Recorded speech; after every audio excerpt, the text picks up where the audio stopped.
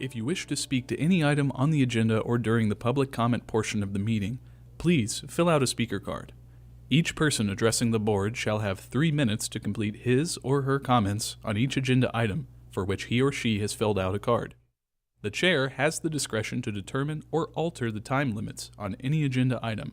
The Board of County Commissioners requests that speakers appearing under the public comment section of the agenda limit their comments or presentations to matters relating to county business that are within the board's control, authority, and jurisdiction.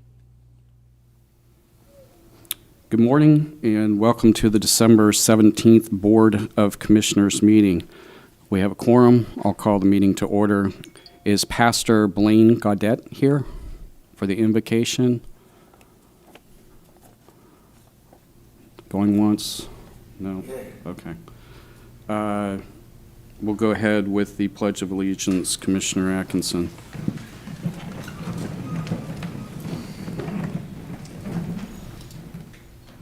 Pledge allegiance to the flag of the United States of America and to the republic for which it stands, one nation, under God, indivisible, with liberty and justice for all.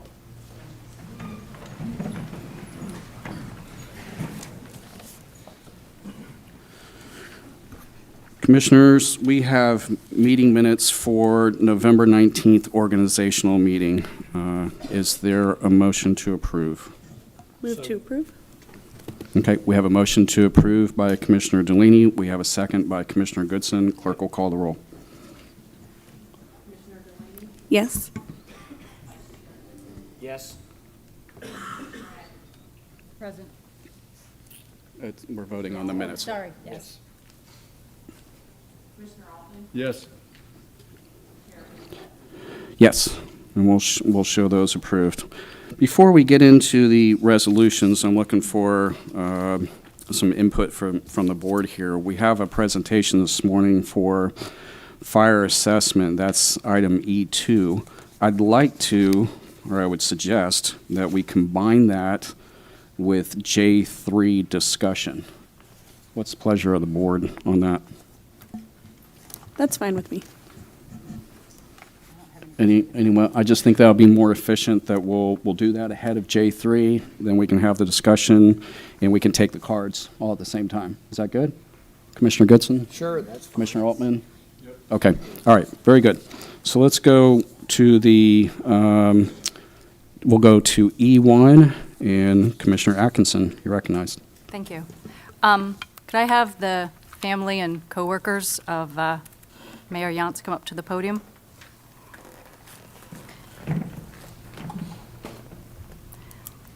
I have a resolution on behalf of the Brevard County Board of County Commissioners honoring and remembering Mayor Delmer Yonts. Whereas the members of the County Commission and community were greatly saddened to learn of the untimely death of Grant-Valcaria Mayor Delmer Yonts, and whereas Mayor Yonts was an exemplary Brevard County resident and a consummate professional who worked tirelessly to improve the quality of life for his community and fellow citizens in numerous capacities. Whereas Mayor Yonts was born in Powell, Wyoming, and grew up in the Whistle Creek community where his parents were among the original homesteaders. His parents instilled in their son a love for the land and the pioneer spirit of rural Wyoming. And whereas in 1975, Mayor Yonts moved to Melbourne to continue his career with Rockwell Collins, where he met his bride, Peggy Hillier, and who would become his beloved wife of 43 years. Whereas Mayor Yonts moved to Valcaria in 2000 and was an advocate in preserving the rural nature of the area that led to the incorporation of the town of Grant-Valcaria, where he was elected its first mayor in 2006, a role he proudly held until his passing. And whereas Mayor Yonts was devoted to his wife and family, whom he cherished deeply, and the community he loved, he rests assured his legacy will live on in the lives he touched and the community vision he helped shape, creating lasting bonds as we honor his memory today. Now, therefore, be it resolved that the Brevard County Board of County Commissioners recognizes and honors the memory of Mayor Del Yonts and recognizes his 18 years as mayor for the town of Grant-Valcaria. Done, ordered, and adopted in regular session the 17th day of December 2024. Do I have a motion? Is that your motion, Commissioner Yes, Atkinson? it Okay. is. Okay, we have a motion by Commissioner Atkinson. We have a second by Commissioner Goodson, clerk will call the roll. Commissioner Delaney, Yes. Vice Chair Goodson, Yes. Commissioner Atkinson, Yes. Commissioner Altman, Yes. Chairman Feltner. Yes. Congratulations. You're recognized, ma'am. Thank you. Good morning, Commissioners. My name is Lizette Kohler. I'm a member of the Town of Valkyria Town Council. I'd like to thank you for recognizing and honoring our Mayor Yonts. Our council and staff were just devastated at his loss. He was not only the face of our town, but he was the heart of our town. He loved being our mayor, and we loved having him as mayor. He was not a politician. He was our neighbor who was helping us keep our town the way we want it. We will miss his steady leadership and his witty sense of humor. He leaves a thriving small town that will never forget him. In accordance with our town charter, we will be appointing a mayor and a council member. So thank you again for recognizing him. And Kim Atkinson, welcome to District 3. We hope to see you soon. But thank you very much. This is his wife, Peggy, his son, Dylan, and his daughter, Hillary. So Thank you all for being here Thank today. you. And Commissioner Atkinson has a memorial for you. She's going to present and you take a picture. Okay. Okay?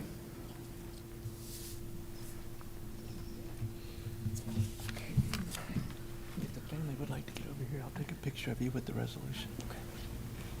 Okay. Do you want to get in the picture? You're welcome.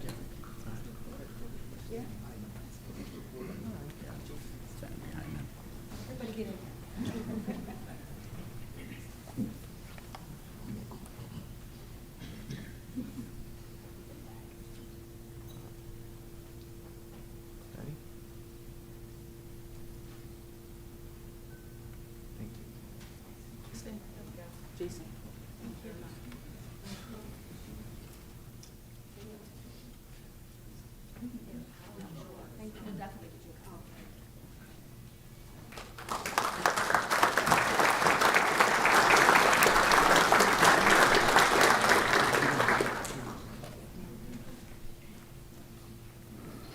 Okay, we'll move on to E3, a resolution recognizing December 21st as National Homeless Persons Memorial Day. Commissioner Atkinson, this is also your resolution.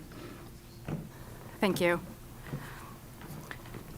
Whereas homelessness has caused or hastened the deaths of inadequately housed low-income persons in Brevard County. First of all, do we have anybody who wants to come up to the podium? I apologize.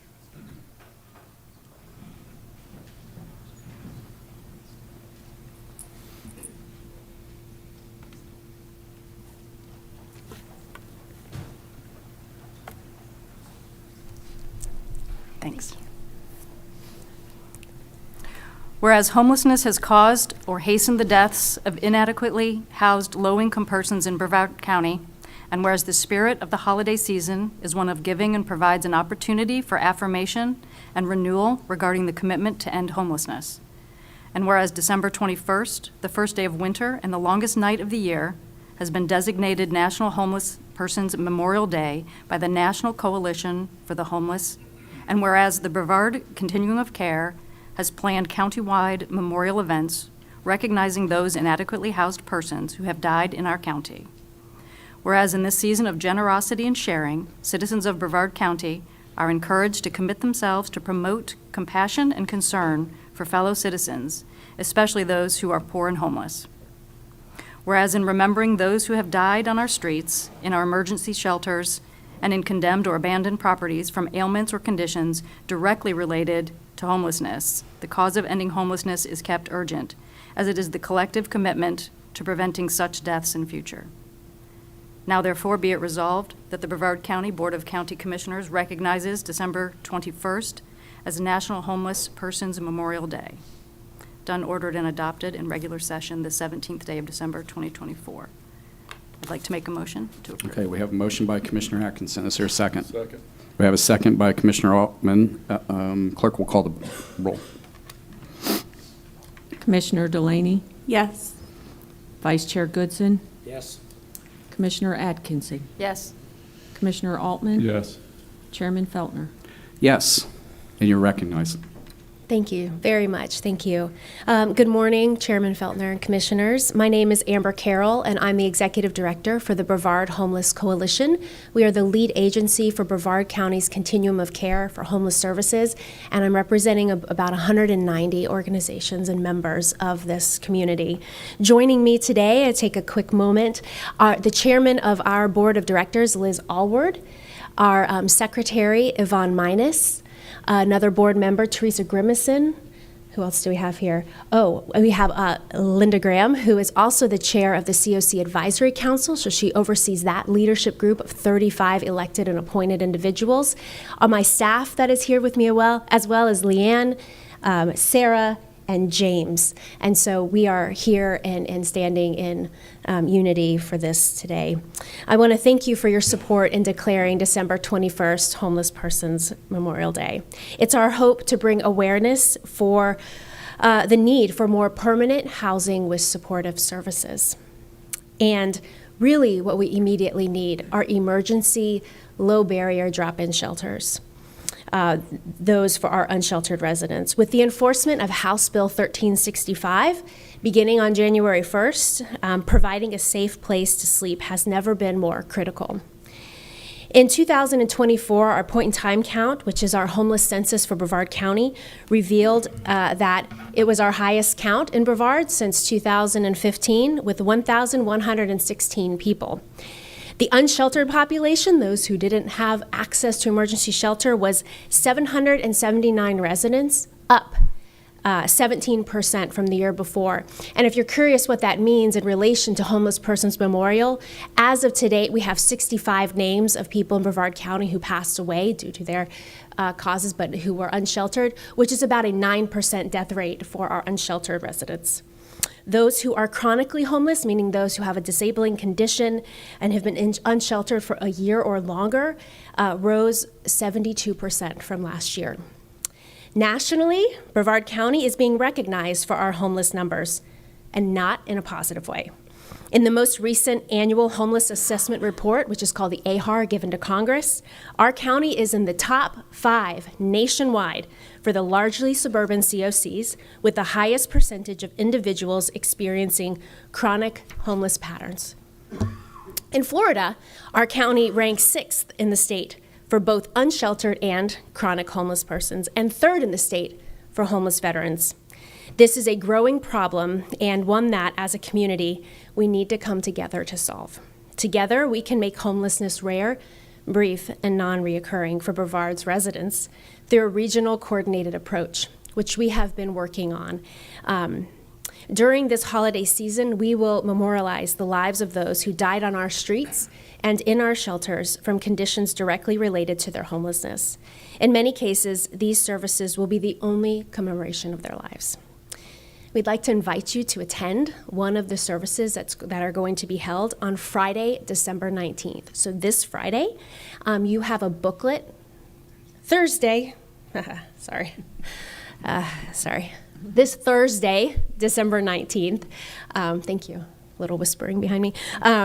We have a booklet for you up there. We will have a service in Melbourne, and then we'll have 2, one in Cocoa and one in Titusville in the evening. Finally, our point-in-time count for 2025, which we do every January, will be on January 23rd. And so there are many ways that you can be involved if you want to come out with one of us, one of our experienced outreach workers who can go out and kind of see for yourself the state of homelessness in our county. We invite you to participate. All of that information is included in the booklets that you have with you. Thank you for your time. I know there are several of you who are new to this commission, and I would love the opportunity to sit with you if you have more questions, anything comes up, especially as related to House Bill 1365 and the other initiatives we have. I would love the opportunity to meet with you. Thank you for your time. And Commissioner Atkinson has the memorial to present you with. Thanks, Amber.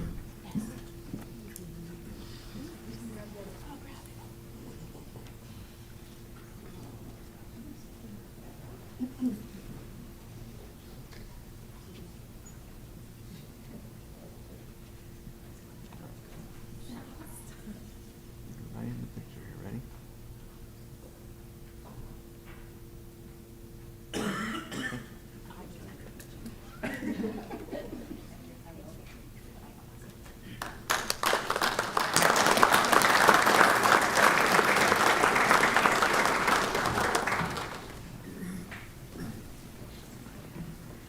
Okay.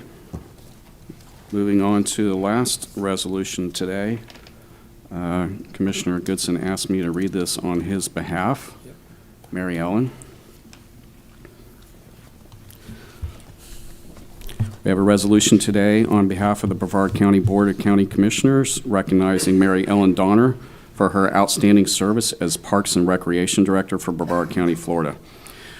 Whereas Miss Mary Ellen Donner has been providing exceptional guidance and leadership to the Brevard County Board of County Commissioners as the Parks and Recreation Director since 2017, and whereas Miss Donner graduated from Acadia University in Nova Scotia, Canada, with dual bachelor's degrees in Education and Recreation, and whereas Miss Donner was hired as a recreation supervisor in Collier County, Florida, and worked her way up to Assistant Director for Parks and Recreation, and then became the Parks and Recreation Director for the cities of Henderson, Nevada, North Las Vegas, Nevada, and Jacksonville Beach, Florida, before accepting the Parks and Recreation Director position in her adopted home of Brevard County.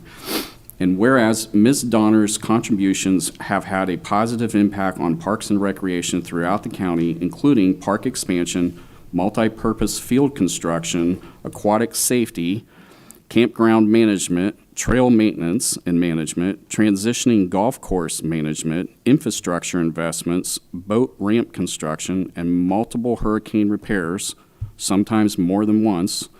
And whereas Ms. Donner has earned the admiration and respect of her staff and colleagues at Brevard County Board of County Commissioners for her professionalism, dedication, skillful leadership, lighthearted sense of humor, effervescent personality, I think they put that in there, screw me up, by the way, culinary prowess, and hard work ethic. And whereas Ms. Donner's reputation for celebrating achievements is known throughout county offices, as well as being the county's resident chef, as Mary Ellen has found that there is no reason too small not to celebrate. Now, therefore, be it resolved that the Brevard County Board of County Commissioners do hereby extend to Mary Ellen Donner our sincere appreciation for her outstanding public service and wish her a wonderful retirement, enjoying time with her husband Donald, her dog Vito, her mother in Canada, golfing, multiple cruises, and endless champagne toast. Done, ordered, and adopted in a regular session the 17th day of December 2024. Is there a motion? Yes, I'd like to make the motion. Second. We have a motion by Commissioner Goodson. We have a second by Commissioner Delaney. Clerk will read the roll. Commissioner Delaney, Yes. Vice Chair Goodson, Yes. Commissioner Adkinson, Commissioner Altman, I think so, Yes. too. Chairman Feltner. Yes. That passes 5-0. Mary Ellen, you're recognized. Thank you. So you mentioned a whole lot of things I was going to mention, but first of all, obviously, I'd like to thank my mom and dad. They instilled in me good ethics, the knowing right and wrong, and that hard work and dedication actually does pay off. And it sounds like I've been around from Henderson to here to Collier. So in all the places that I have worked, I have never, ever had a better county manager to work for, city or county, than Frank Abate. He really does believe in doing the right thing, and that's important to us directors. I'm sure county manager is a tough job. He's got 5 bosses. And so I think he's balanced that wonderfully. I actually report directly to Jim Liesenfeld. And I can say without a doubt that he is the best boss I have ever worked for. He's got that patience thing down pat, and there are many times where he needs that. And he's always fair, and he seeks to understand before he jumps in. John Denninghoff, fountain of youth and good advice, but never make the mistake of going to a meeting at 4:45. You will be late for dinner. And so also, there's no director in this room that isn't successful with the staff. And in my case that I've had beside me, the Parks and Recreation staff in the County of Brevard are caring, passionate, dedicated, hardworking, and again comes that word, the best. Thank you to my incredible and immediate Building B staff people. They're here today. Diana, the best admin ever. Lee, Bethany, Steve, Michael Butcher, construction manager extraordinaire.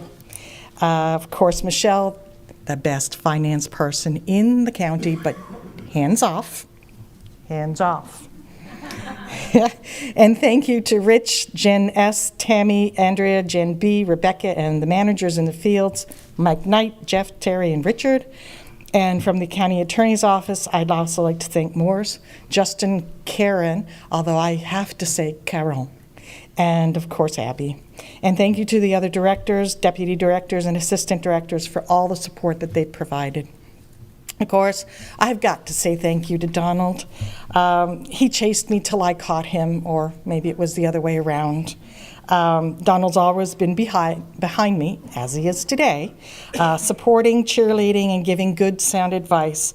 Over the years, I can't even count the number of groundbreakings, special events, grand openings that he has been by my side and helped me out. Billy. He's ever patient, and I couldn't have done it without him.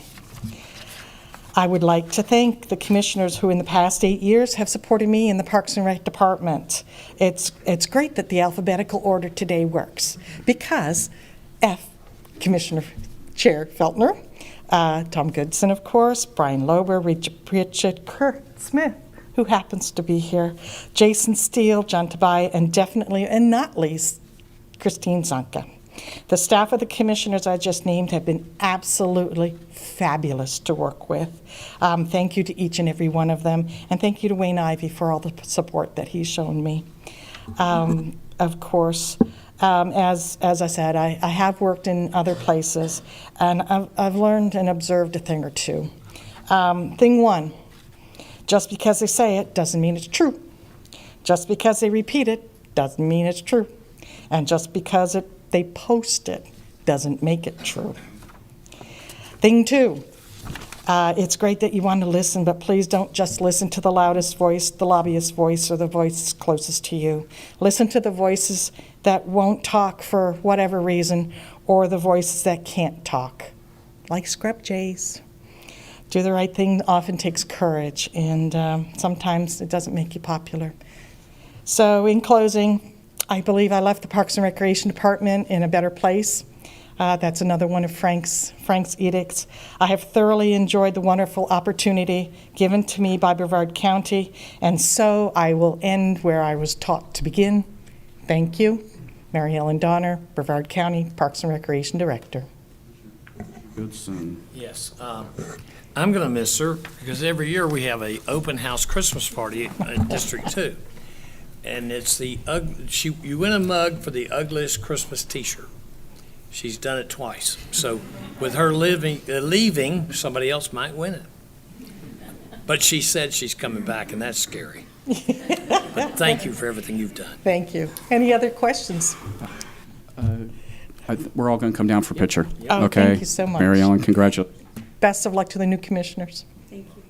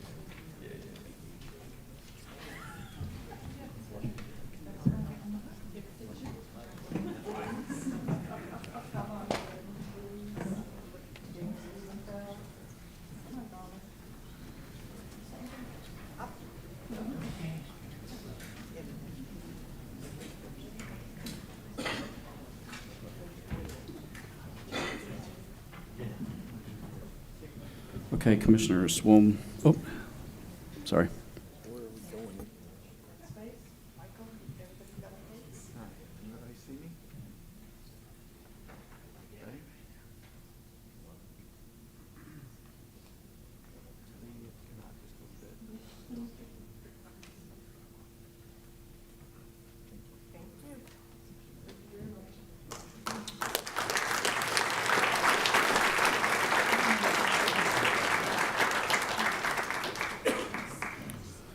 Okay, commissioners, we're going to move into consent. Are there any items a commissioner would like to pull from the consent agenda? We do have 4 cards, so if no one wants to pull anything from consent, we'll just go to the cards. Okay? All right. Now, Sandra, you've got 3 cards, so we'll just do it all at once, okay?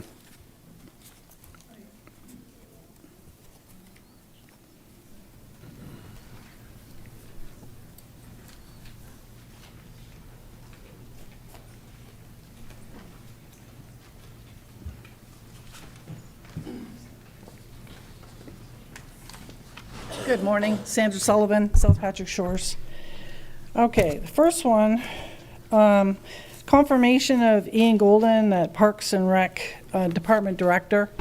I just want to say I have 2 concerns. I would have preferred to see somebody promoted from within the department that knows that department. I also am concerned because under Senate Bill 102, the bill I call You Will Own Nothing and Be Happy law, there's a provision in there for the transfer of accelerated of conservation or non-conservation to from the state, any state-owned, which we have a lot under Save the Coast and other programs, to be transferred to the county to be sold for affordable housing. So having the affordable housing director put into the Parks and Rec is very much of a concern to me, and what that means for our parks. So I just want to put that on the record. I also did a records request a couple months ago, and I was at an affordable housing meeting where a advisory board where a grant got approved for a project, and then I did a records request because I'd heard it change. It took 2 months to get a 1-page records request. It was obstructed and only half the records request was provided, so that doesn't sit well with me. Okay, so second one, appointments and reappointments. I just would like to say briefly, as you do your appointments and reappointments, to look at the people who have been on boards for, in some cases, close to 20 years. And so the policy is 8 years, term limits, respecting that. I would ask that for any current appointments that are out there, which have many, that have been there for 15, 20 years, that you do due diligence with each of your districts in advertising those positions. Myra is an example that has two there. Affordable Housing Advisory Board has 2 people that are approaching 20 years, and other boards as well. The third issue pertaining to the Renaissance Fair, while I appreciate the events that he is hosting, as bond-funded utility land, it has to be leased for fair market value, and I don't see in what you have here a charge for this additional event. So I would just like to request that you amend that agreement to ensure that there is a charge for that, because specifically the vote that you took was Ren Fair only, with a fee for the Ren Fair event only for that charge, and so there should be an additional charge. Thank you. Sorry about that. Peter Mulhausen.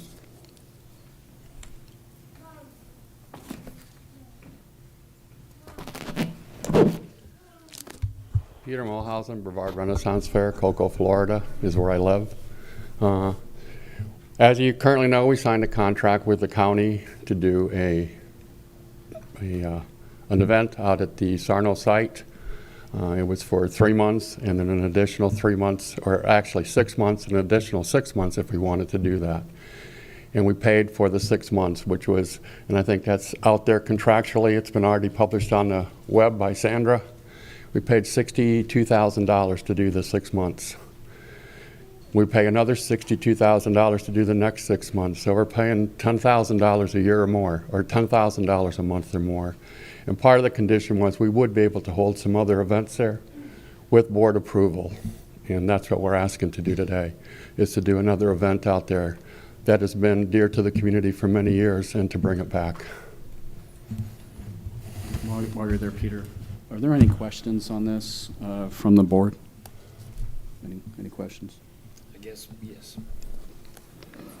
Frank, can you tell us which one is true? Him, her? Well, Commissioners, we negotiated for the Renaissance Fair, and that contract was specific to the fair, but included the 6-month lease for $60,000 with one opportunity to renew for $60,000. When we were asked whether or not he could have additional fairs, he said that would not be consistent with the current contract. You'd have to go back to the board and seek board approval, and that's why he's here today. Whether or not there were additional costs to it, that's really a factor for the board. He is paying the $10,000, a little over $10,000 a month for each of the months. I think they're in three $20,000 installments. They started in October. So you're saying to me that he's paid for 12 months, or if we approve it, he's paid for 12 months? He's paid for 6. At the Right. end of the 6, he gets a 6-month Option. renewal opportunity. At the same price? It was covering, yes, it was covering the fairgrounds for the purpose of the Renaissance Fair. That was specified in the contract. The first 6 months ends Right. on March 31st, and Yeah. he can renew it for 6 months beyond that. And as Frank said, the price is the same, $62,000 for the additional 6 months, just like it was for the first 6 months. And that's So- set by the lease. So that being said, the fair amount that we're charging him for the first 6 months rolls over for another 6 months is a fair amount. Because we set the amount, somebody did, you. That's what we thought when we brought it back to the board for approval, yes. Okay, thank you. And I think what we're talking about is the Strawberry Festival is Correct. going to go out there. And I just, for what it's worth, Commissioners, when that was in Wickham Park, certainly a lot of traffic, and I think that it outgrown Wickham Park. So I think it's a good fit for both what you're doing and for the Strawberry Festival. And that's my true. We opinion. both outgrew Wickham Park, not only because of the growth in population in Brevard County, but as business people, we've worked hard to build quality events. And that's kind of what forced us out, our own good work. So what we're trying to do is bring this back. We'd like to bring it back. They've been there for 7 years. We'd like to bring them back into Brevard. Okay. Any other questions on this? Okay. Thank you, Peter. Yeah. We appreciate it. All right. On consent, since we didn't pull any items off, is there a motion for consent? I'll make the motion. Okay. Commissioner Altman makes a motion to approve the consent agenda, and Commissioner Goodson is the second. Clerk will call the roll. Commissioner Delaney. Yes. Vice Chair Goodson. Yes. Commissioner Adkinson. Yes. Commissioner Altman. Yes. Chairman Feltner. Yes. We'll show that adopted 5-0. Okay, Commissioners, we're going to go into the first round of public comment. And we have 2 cards. Sandra Sullivan.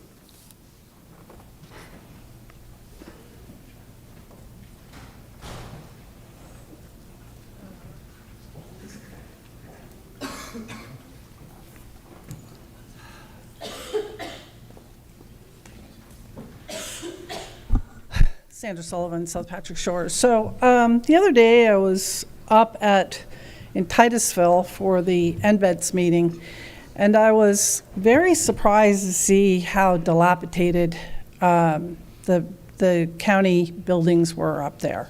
Paint peeling, I mean, it looked deplorable.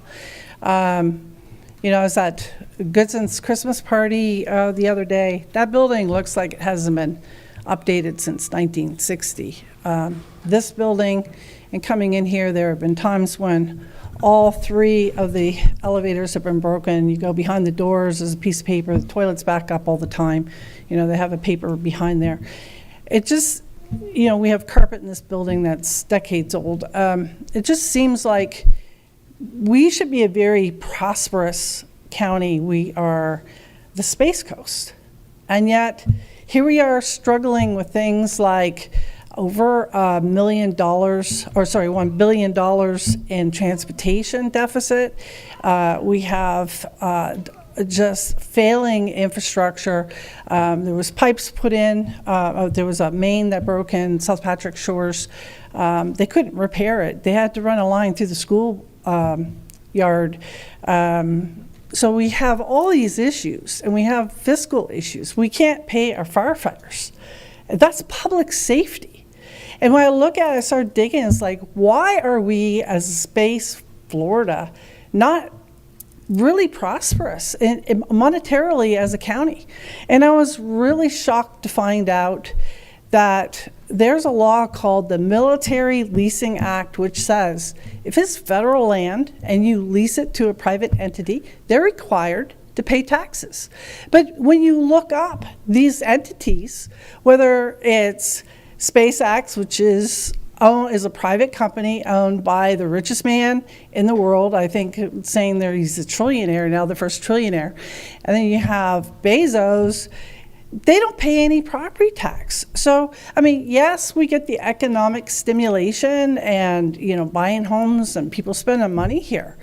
But as a taxing agency, you are entitled by law to taxes on these people. Just because it's federal land, I don't know where this narrative came, it's federal land so you don't collect taxes.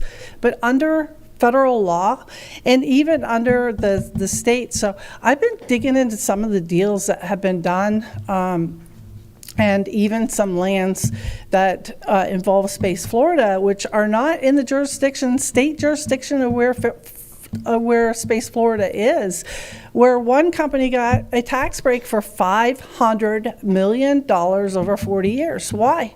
I mean, they're not even in Space Florida area. So we need to really look at this from a fiscal standpoint and being responsible to Brevard County residents. Thank you. Okay, thank you. Lois McManus. You're recognized, ma'am. Good morning, Commissioners. My name is Lois McManus, and I live in Grant, Valkyria.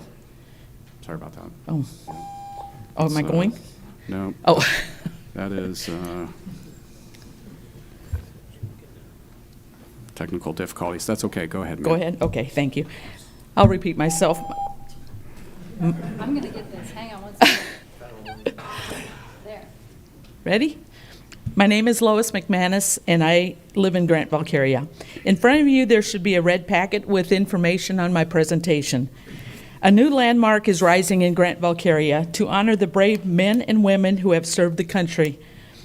On December 12th, construction began on the Veterans Memorial Park, a 4,900 square foot space dedicated to recognizing veteran sacrifices. Our mayor, Dale Yonts, was a strong advocate and instrumental in designing and developing the Veterans Memorial Park.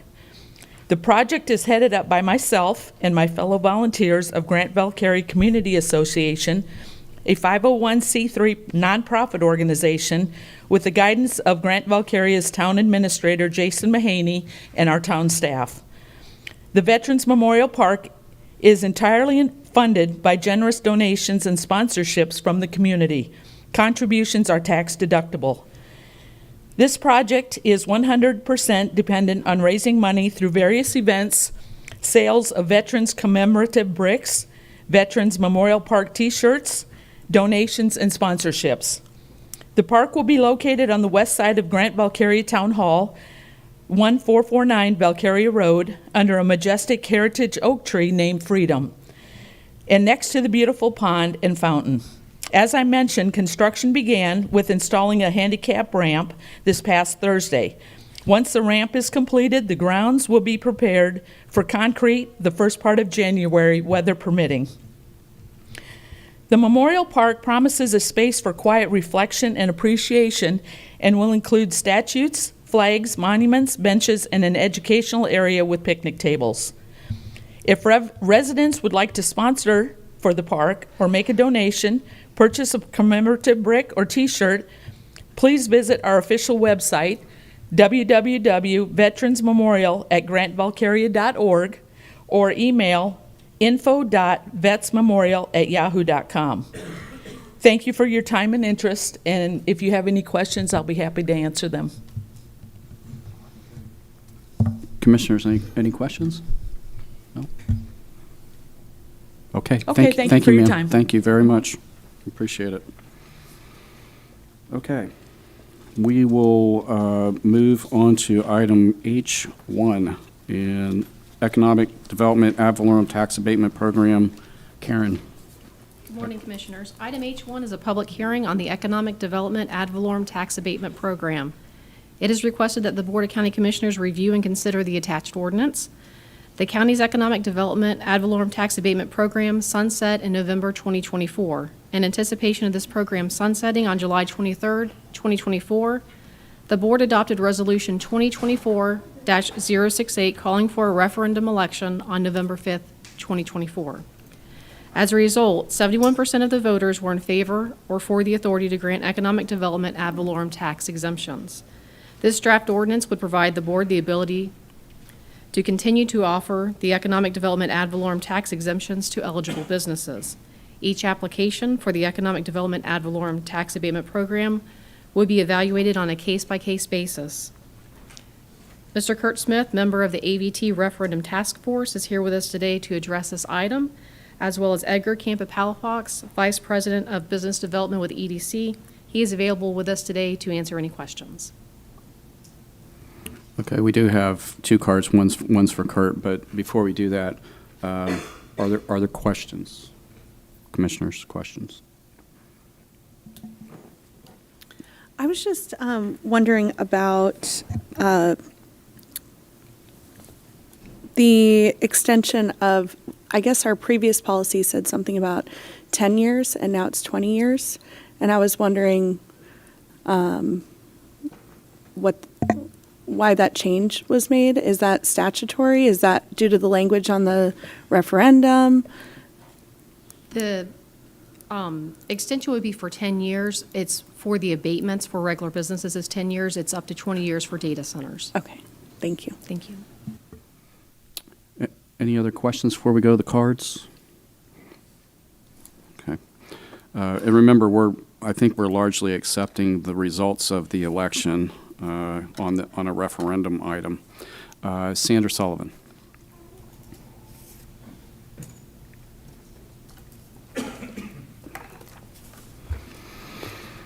Sandra Sullivan. So one of the things I've come here many times is about accountability and transparency. So that's going to be my emphasis today.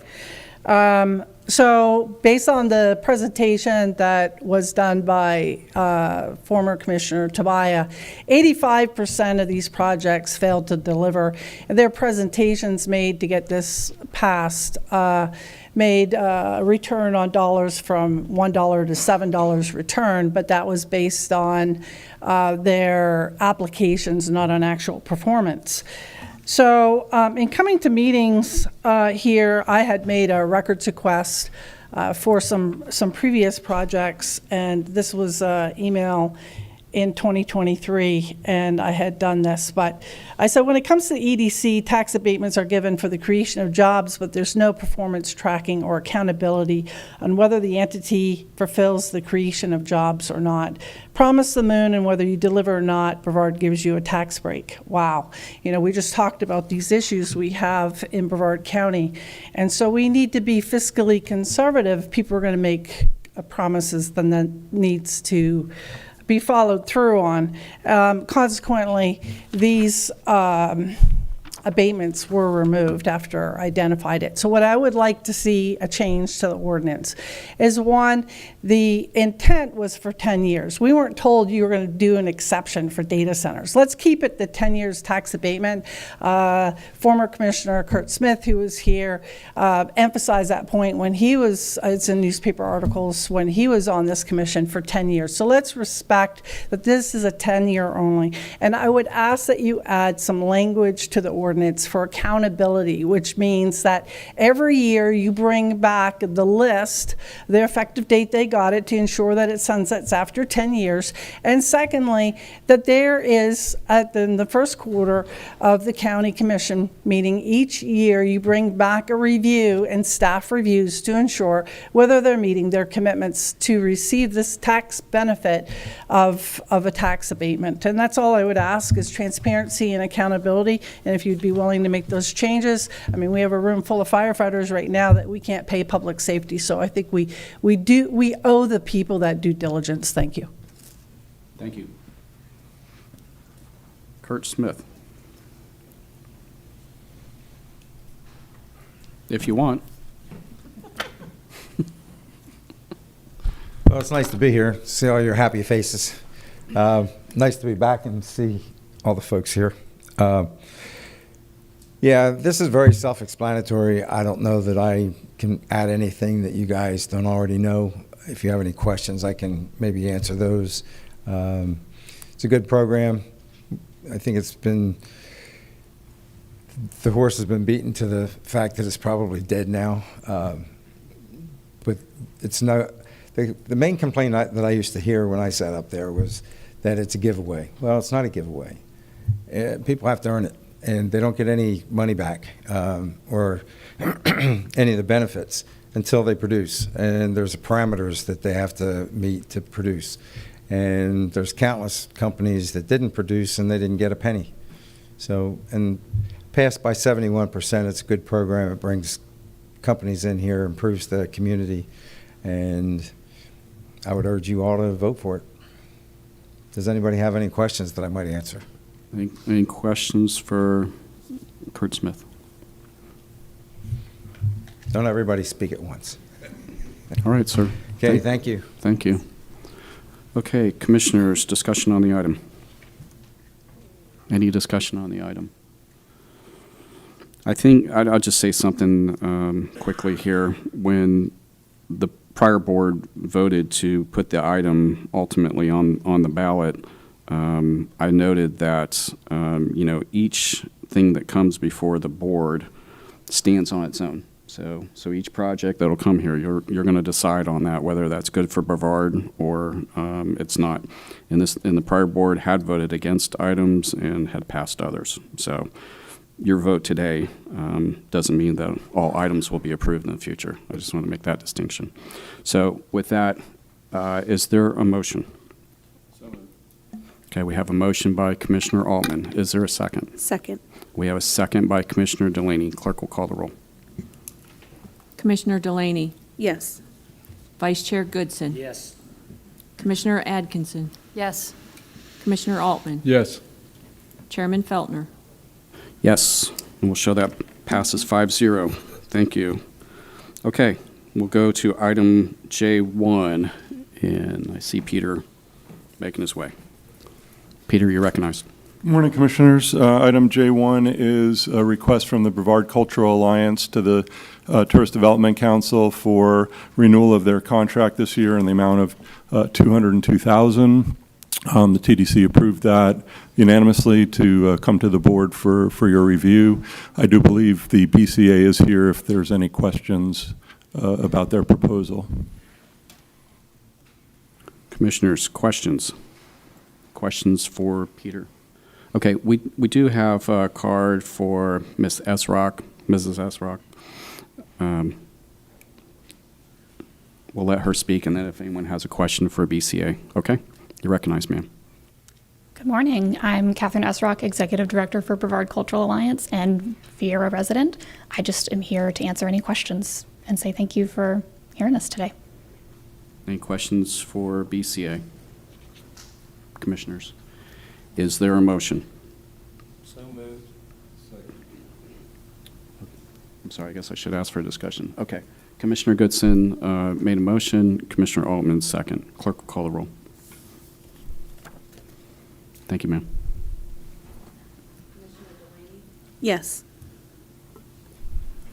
Vice Chair Goodson. Yes, ma'am. Commissioner Adkinson. Yes. Commissioner Altman. Yes. Chairman Feltner. Thank you. Congratulations. That's probably the easiest one you've had in a while. Yes. Yeah, I hear you. Okay. All right, we will go to item J2. And Frank, this is your item, sir. Commissioners, item J2 deals with the 2025 legislative program. We're requesting the board discuss and provide direction concerning this program and identify priorities for the upcoming legislative delegation meeting in January. The attached document includes items that were submitted by Natural Resources, Public Works, Utility Services, the Merritt Island Redevelopment Agency, Mosquito Control, and Transit Services. Once you have an opportunity to discuss and review it, if you have priorities, that would be good. Staff will be listening intently to what they may be. And finally, when we have that package ready to go, you may want to designate a commissioner to present these priorities to the legislative delegation at the meeting that's scheduled on January 29th of 2025. Thank you, sir. Questions? Commissioner Delaney. I had a question about the Port St. John wastewater treatment facility item. Just for clarification, is this for the regional plant that is in discussion, or is this for the new Port St. John plant that we also need to build? Depending on what happens, when we put this together, we were initially looking at each of the facilities. That's why you see multiple facilities there. Port St. John is one of, I think, 3 facilities. So we would need the funding for either, but it's primarily, since we know there would have to be significant other funding opportunities before we looked at it as regional, but we do need it on a localized level, so we put it in there for that purpose. Okay. And then during this portion, are we simply discussing what's on here, or are we talking about things that we would also like to see on the agenda? What we provided for you was a document that the various departments put out there for board consideration. So each of those items are up for discussion, because if the board chooses to either say, hey, certain items are things we ought to prioritize, we'll be listening for that. If there's items you want us to pull off the list, if the board tells us to do that, we'll be happy to do that as well. Because I had a couple things that I would love to see on the list for us to talk to our delegation about as well. Anything you want to add that the board gives us direction on, we'll be happy to add that as well. I think we're happy to do that in the discussion part. Let me say something also here, and this will be a question for Frank, if you don't mind. I ask this real quick. I think I understand the delegation meeting is the 29th of January, right? That's right. Okay. And certainly, appropriation requests, we'd like to have probably to have that together prior to that. But certainly the board, as late as, I think it's January 14th as our next meeting, we could. So if you slept on it over Christmas and you came back and there are other items you wanted to add here, we could certainly amend that at that time before anybody goes to the delegation meeting. Is that fair? Absolutely, Commissioner. Okay. All right. Commissioner Atkinson. Is that a new light? It is. Yeah, okay. Thank you. For the county manager, the South Brevard Water and Wastewater Treatment Facility. Sorry, thanks. Have we already put money aside for that? I'll have to ask our utilities director to come up to discuss that. For that particular one, we've put money aside for different facilities where we're seeking land. The south one, I think, is to bring it up to advanced wastewater treatment standards, right? I couldn't hear the question, I'm sorry. I'm sorry, I was just wondering, have we already put money aside for the South Brevard Water Wastewater Treatment Facility? Yes, we do have money set aside for that. We've been working on both plans and land for that purpose. And so we're well into that process, but it's got a long way to go as well. Okay, that's it. Thanks. Other questions? Any other questions? Okay, we have one card, so let's go to the card. Sandra Sullivan.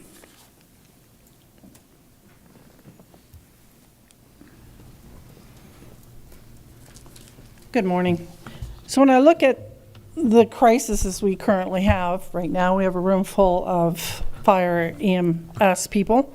I think two of the most important ones that we should be looking at as legislative priorities is, one is to amend the tourism development tax, section Florida Statute 125.0104, to the section on 218.67.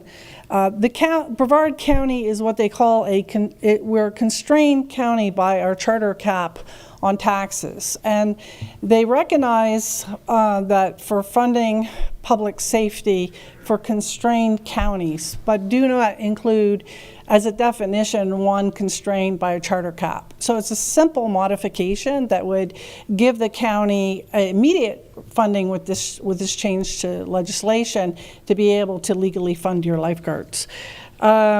And public safety in addition.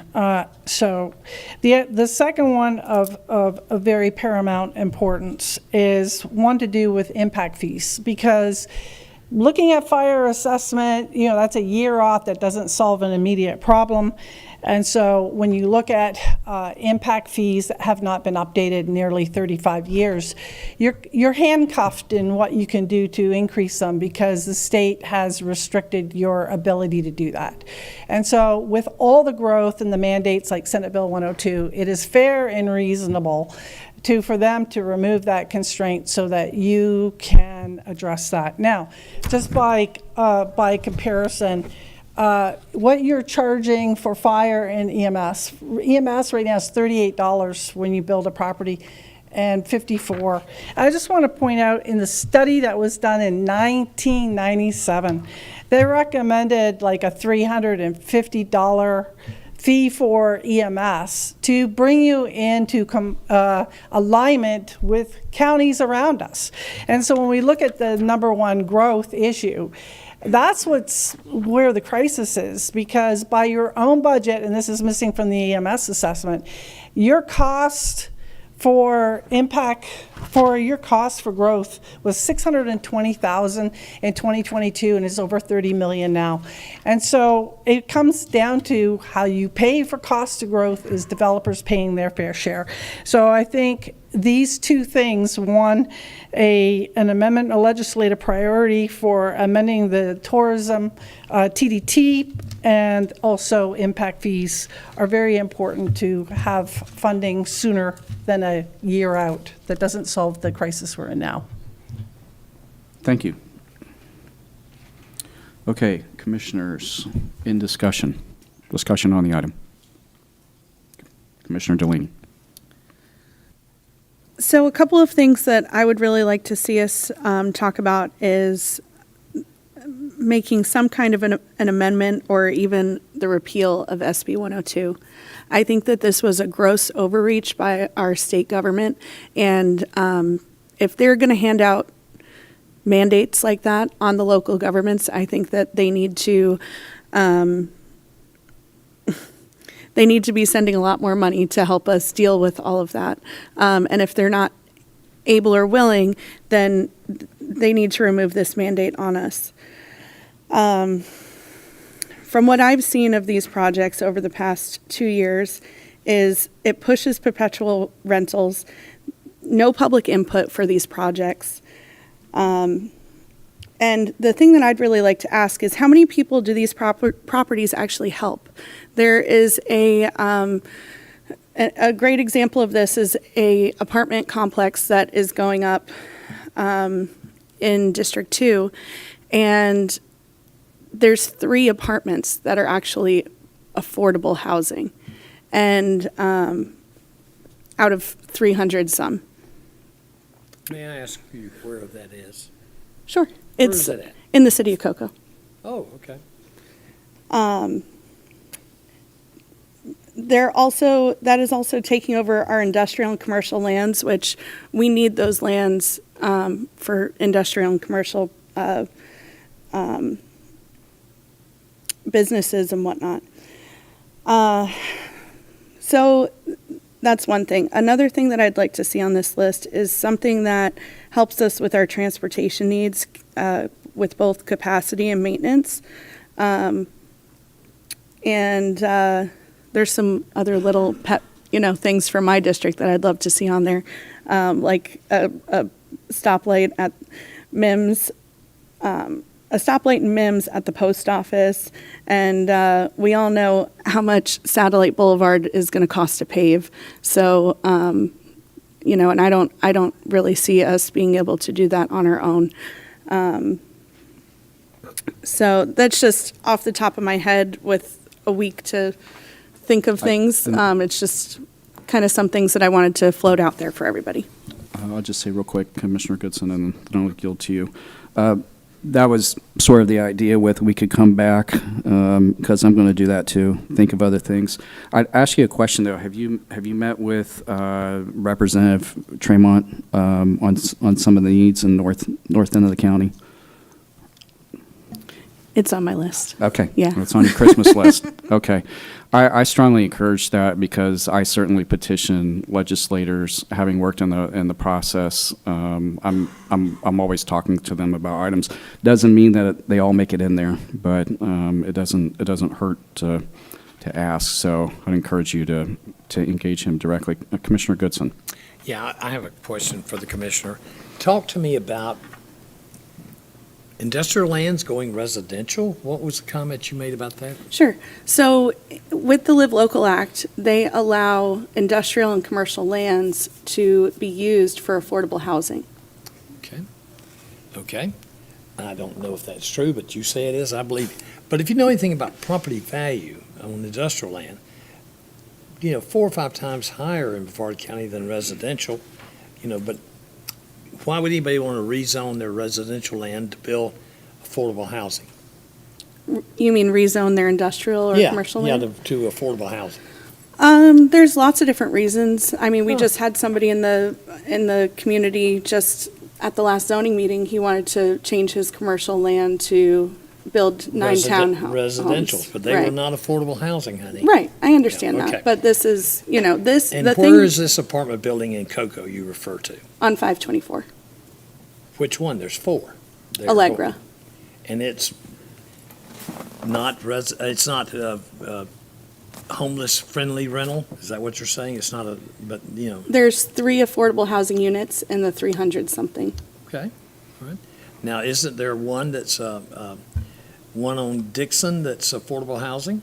Isn't that what do you call them when they are, what is it called when you have low rent on your income? Low income. Low income? Okay, that's good, thank you. Something else, but isn't that one on Dixon, lower income? Oh, of course, but that's not the norm of what we're seeing. Well, I throughout wish the you would county. really help me in Cocoa, is that your district? Okay. I'd be curious, but you're doing a good job. You keep it up, that way I won't have to attend many minutes. Okay, sir. God Okay. damn. Okay. Any other comments on this before I do have one thing I'm going to ask the board. I'd like to request that Commissioner Altman go and present this on our behalf at the delegation meeting. I think he graciously accepts that. You've been up there many, many times, so you know the constraints. Any objection to that? No? Okay. All right, commissioners, I think we're done with the discussion. Is there a motion to adopt this as it is? So moved. Okay. Second. All right, we have a motion by Commissioner Goodson. We have a second by Commissioner Delaney. Clerk will call the roll. Commissioner Delaney. Yes. Vice Chair Goodson. Yes. Commissioner Adkinson. Yes. Commissioner Altman. Yes. Yes. Chairman Feltner. Yes, we'll show that adopted 5-0. Okay, commissioners, we're going to start, I think we agreed, with the presentation, the fire presentation, and then we'll move into questions and discussion on that item and the request for a workshop. Okay? Do you mind if I just say a quick Yes. word?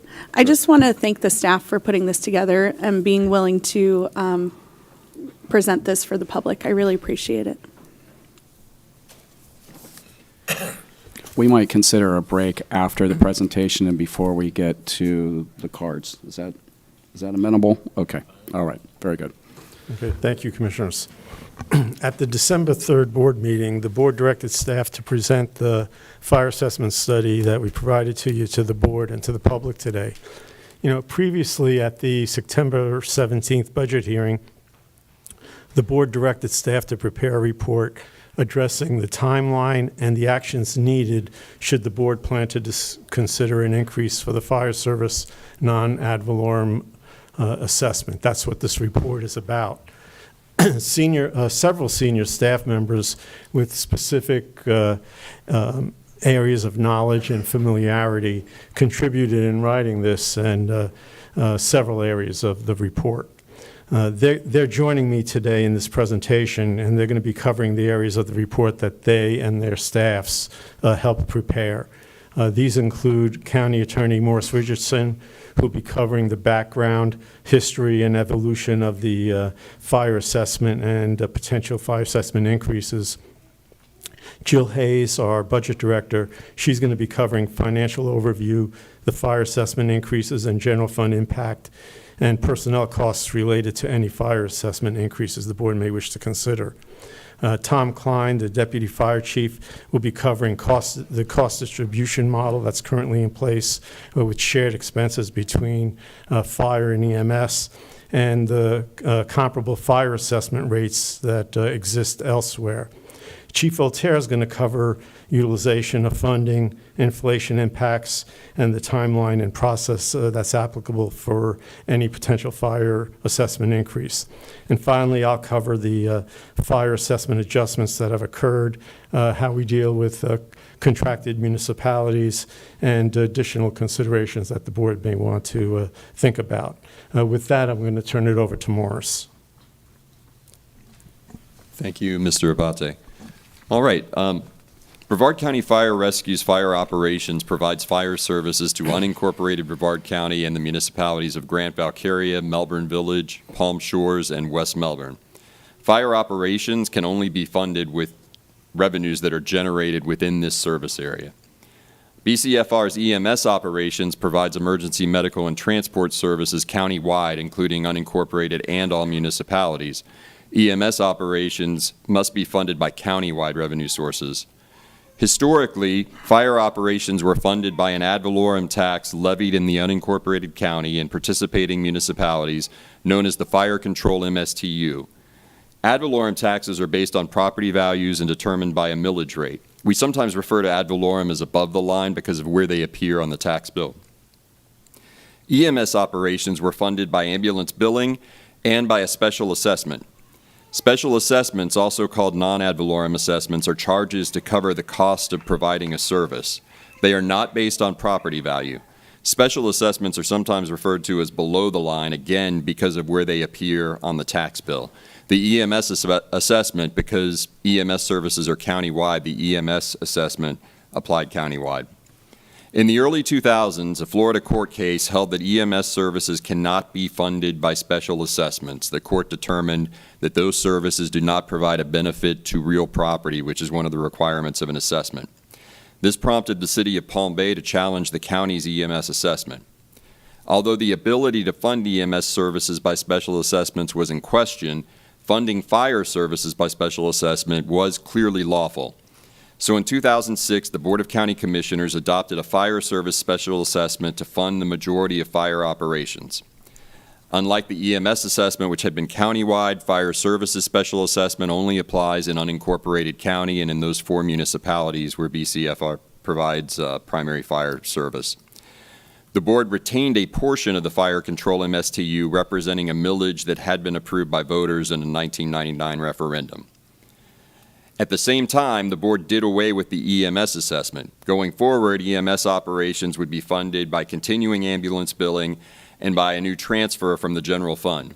Basically, the revenue sources for fire operations and EMS operations largely flipped, so that where fire operations previously had been funded above the line by ad valorem taxes and EMS had been funded by special assessment, that was almost reversed with the exception of the Fire Control MSTU. And what you see on the screen now is an example of a tax bill to show what I mean of by above the line and below the line. all the things above the dark line in the lower, say, third of the tax bill, those are your ad valorem taxes. Those are calculated by applying a millage rate to the non-exempt taxable value of real property. So up there currently we have County General Fund, which funds EMS through a transfer. You've got the Fire Control MSTU above the line, also a millage rate. Then below the line you have the fire assessment.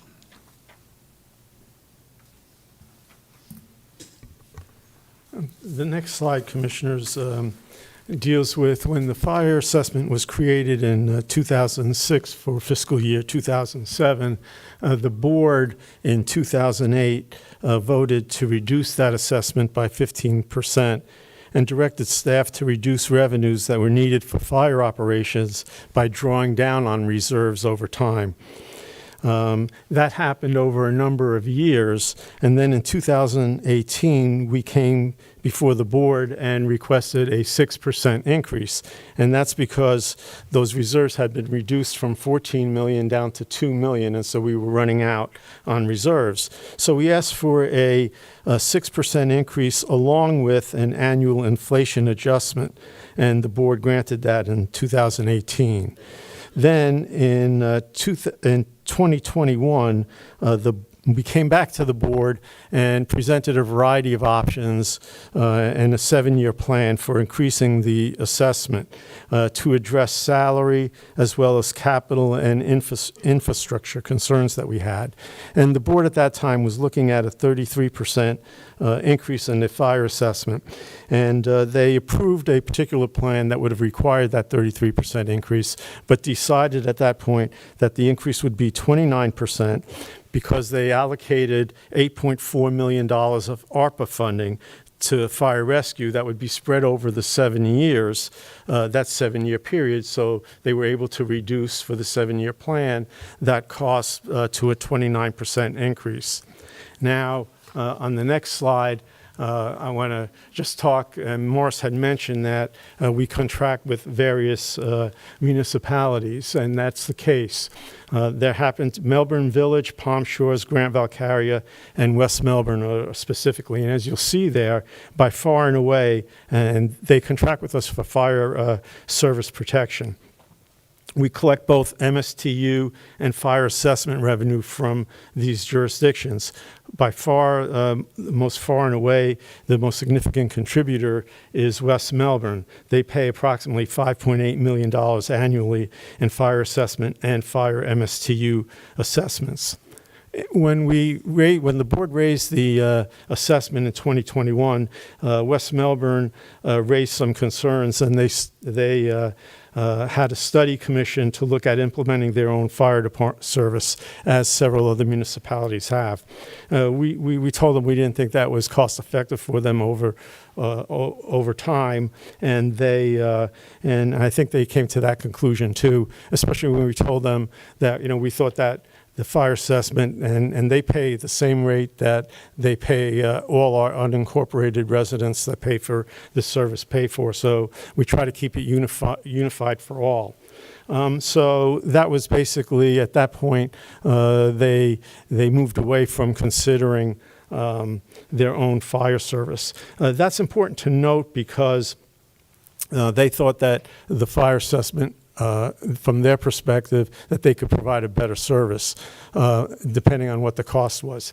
If in fact they chose to do that and we lost that revenue, the board just would know that would be, we would still maintain those fire services, those fire stations, because they serve both not only the city, but they serve transport, an ambulance service, ALS, as well as all the unincorporated needs in the surrounding areas. So we really don't see us reducing the force by such. So that would be an approximate if they left, and we don't have any reason to believe that they would, but if they did, that would be about a 12% increase. And the only reason I'm telling you that is as you consider what increases might be appropriate, that may be one that you want to consider just so you have those resources. Of course, the money can always be put in reserve or utilized elsewhere when you do that.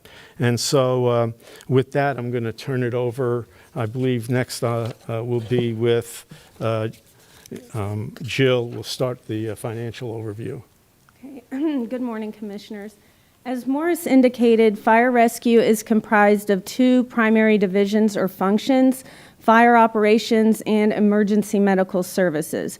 And so fire operations provides fire services to unincorporated Brevard as well as the cities that Frank just discussed in the previous slide.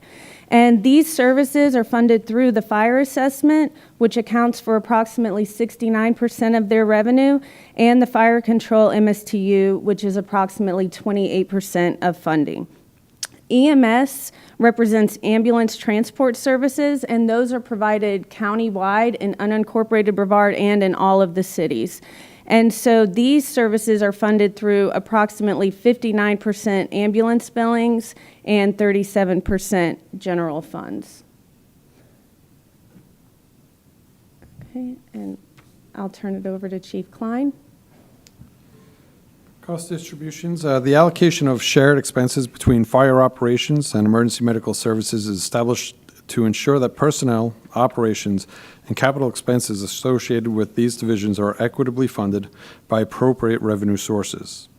This cost distribution model was developed through the collaboration of the County Manager's Office, Brevard County Fire Rescue, the Brevard County Budget Office, and the Brevard County Clerk of Courts Finance Office, and is based on the daily staffing profile assigned to operate each fire rescue unit and includes baseline number of personnel assigned per unit, including that of fire engines, ambulances, and rescue squads for any 24-hour operational period. Currently, the cost distribution is 55.5% for fire-related funded by the Fire Assessment and Fire Control MSTU, and 44.5% for EMS-related funded by General Fund and ambulance billings. Capital outlay solely related to EMS or fire functions, including fire trucks, ambulances, and their equipment, do not carry a shared cost distribution. Okay, Commissioners, this slide represents the fiscal impact if the fire assessment rate were increased. For example, if you look at the second line on the chart, if the rates were to increase by 5%, the average annual increase for a residential property would be just under $14 per year and would generate an additional $1.9 million in revenue for fire operations. Now, Chief Klein just discussed the shared expenses and that methodology, and so we also wanted to provide you with the amount of revenue that would be required to fund the EMS portion of expenses. And so, since the majority of ambulance billing revenue is associated with Medicaid and Medicare claims, those rates are limited by federal and state regulations and cannot be increased. So as your expenditure levels increase on the fire operations side, additional general funds will be required to fund the EMS portion. And so using that same example of the 5% increase on the fire assessment, an additional $1.5 million would be needed from the general fund, which would be about a 10% increase to the current funding level. Okay, and so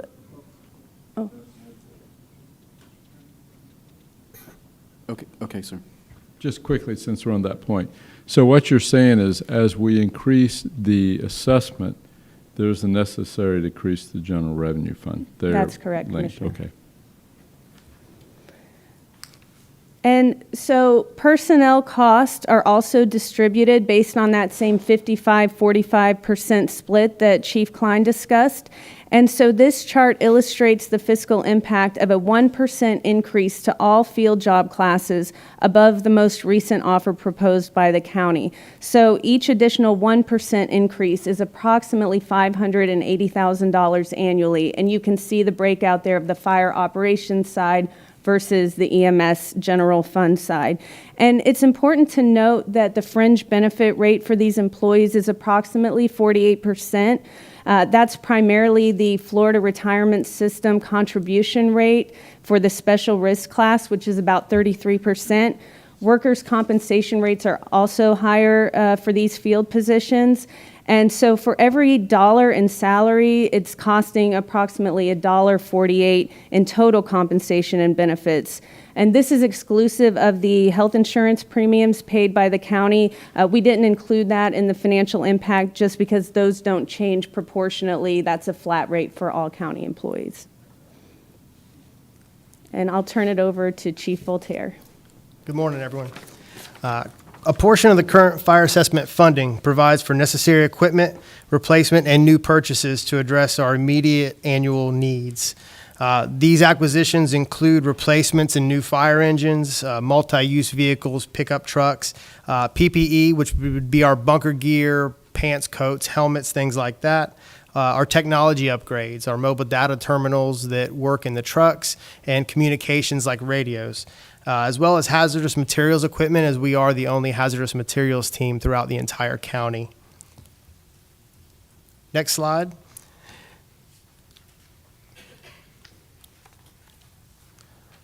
This slide highlights the utilization of funding in our 7-year plan for infrastructure projects related to fire and EMS facilities, detailing completed, budgeted, and project initiatives from fiscal years 23 through fiscal years 29. Projects completed in 23-24 fiscal years, a total of $9.7 million, was including but not limited to our Station 88 and Station 67 EMS stations down in the south part of the county. Fiscal years 25, we have allocated almost $17 million in repairs, and that's including Station 86 in Barefoot Bay, which the slab will actually be being poured on Thursday, and Station 23 in Titusville.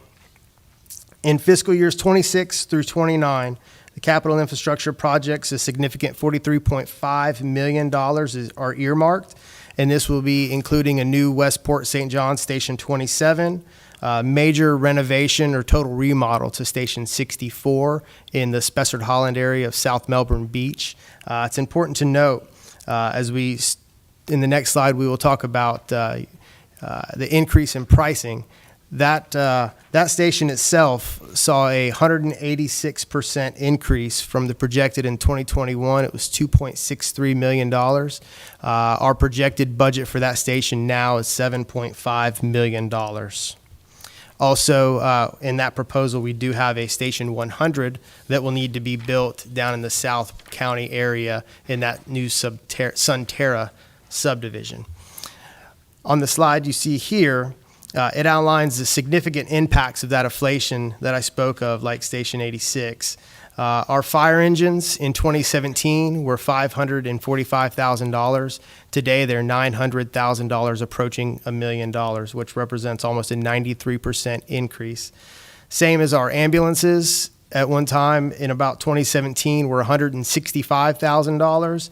Now they're approaching $300,000, which calculates to be about a 66% increase in the price to those vehicles in just a few years.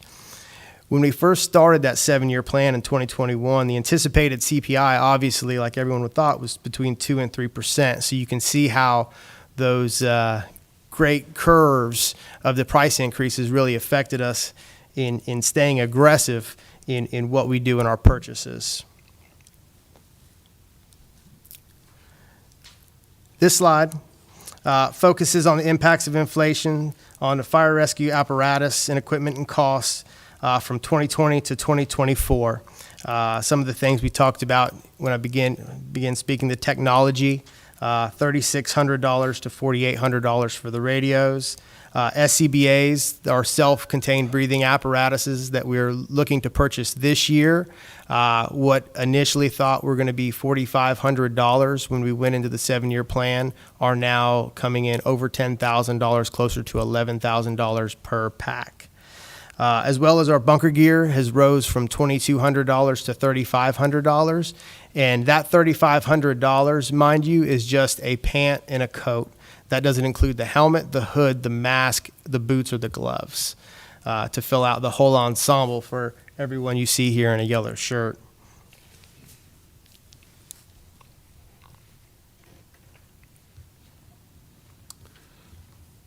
So at the direction of county leadership, staff researched other agencies that utilize non-ad valorem fire assessments.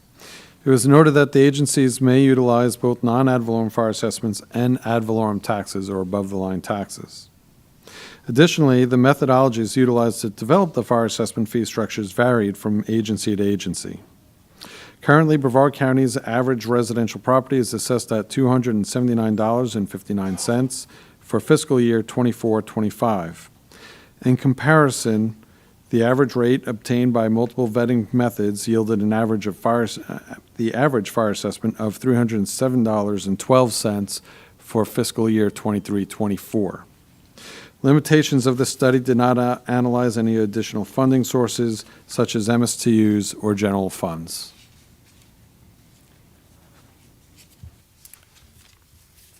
The required timeline for the board to potentially increase the fire assessment is approximately 120 days and must be approved and certified prior to September 15th for the increase to be effective the subsequent fiscal year.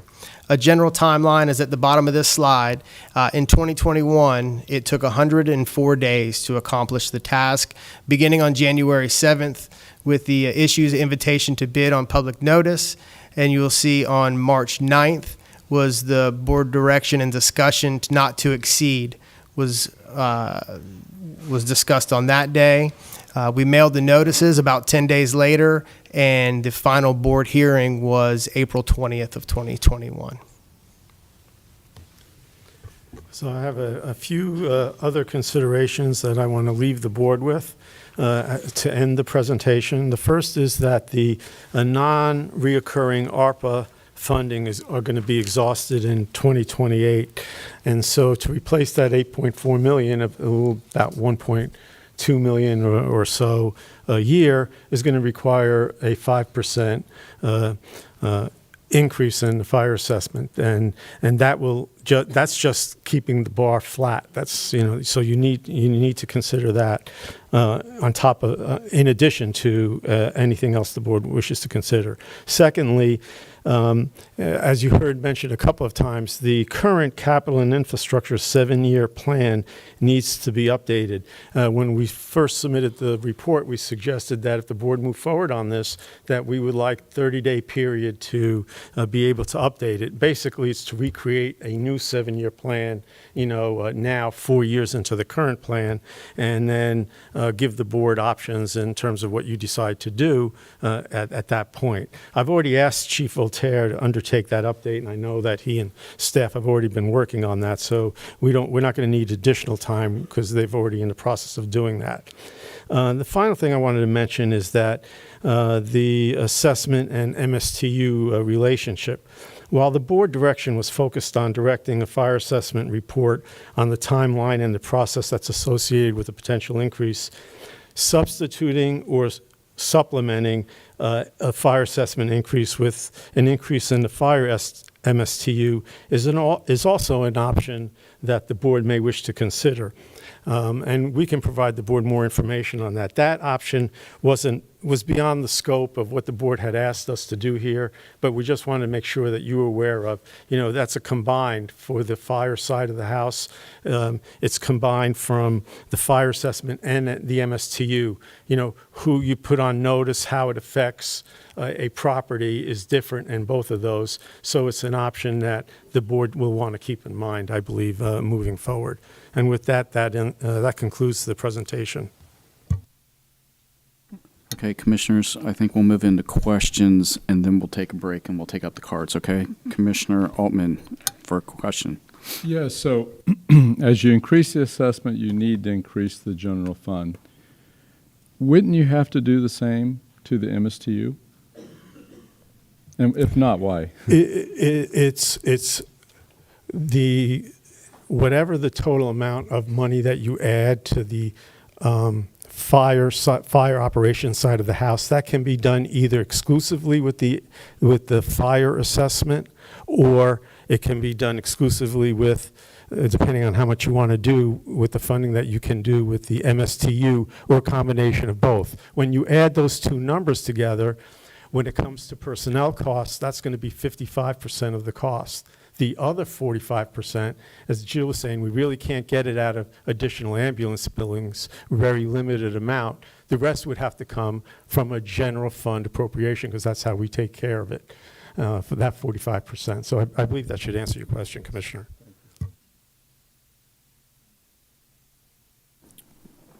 Any follow-up on that, sir? No? Okay. Questions? All right, we'll go ahead and take a 5-minute break, and we'll come back and go to the carts, okay? Thank you, everybody.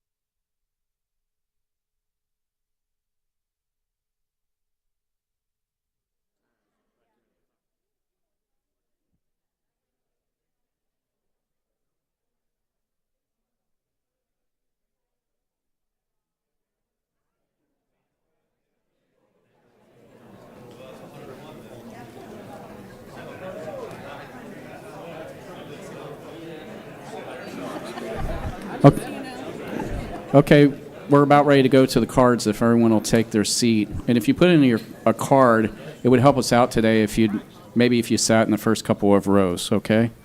So, all right. Thanks, everyone. Ryan Barrett, District Chief.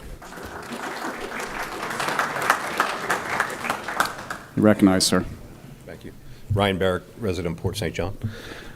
The employer-employee relationship is profoundly deeper than a mere exchange of money for services provided. The relationship is intimate in many ways. For the relationship to be a long-lasting and successful one, the employer must treat their internal customer with the same respect as the external ones. Maslow's hierarchy of needs is often studied and applied to the workforce as a baseline guide to ensure that the basic human needs of the employee are being met. The successes and failures of this relationship can be hard to quantify, but is it the opinion of our elected officials that the policymakers of yesterday successfully and adequately cared for their employees? Maslow said that the most basic human needs are physiological. Are the employees granted access to affordable health care to ensure they could remain healthy enough to be effective on the job? The benefits for 2025 were slashed. Employee contributions increased a small amount, while out-of-pocket maximums increased by thousands for a family. Single-income employees are forced to work hundreds and sometimes thousands of hours of overtime to split the rental of a house 3 or 4 ways. Safety. Our jobs are incredibly dangerous by nature. We acknowledge this and we accept the inherent risks when we take the call. But was it appropriate for the policymakers of the past to delay CIP projects when the projects often involved the replacement of 6 stations? Some of your predecessors were okay with this concept. Love and belonging. The constant ebb tide of employees leaves the remaining ones feeling empty, angry, confused. Is there something wrong with me? Why am I staying here when everyone around me is applying for employment elsewhere? We commonly refer to the bonds we make in this job as the brotherhood. We hurt when one of our brothers is sick or injured, and we're equally saddened when nearly 100 of our employees, when 100 of our brothers and sisters resign in less than 12 months. Esteem. We're blessed with the opportunity to help and serve. Being empowered to accomplish a common goal or vision that results in helping a resident is unique and incredibly fulfilling. This alone builds our esteem, and most employees will tell you that the calling is like no other. However, our esteem has been hurt. It's not uncommon for employees to perceive their value and worth to an organization according to their compensation and benefits and how they align to the industry standard. Self-actualization. Employees yearn to feel successful in their position. Are Brevard's employees being given the tools needed to be successful? Do you feel that the brain drain of 100 employees puts us in a position to be successful?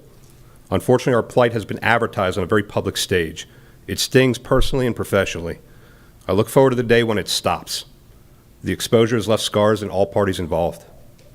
Will this new commission show more concern than previous commissioners, or will the state of apathy continue? I sense that some of you read Stephen Covey's The Speed of Trust. The pages of this book suggest that once a breach of trust occurs between employer and employee, it's incredibly difficult to rebuild.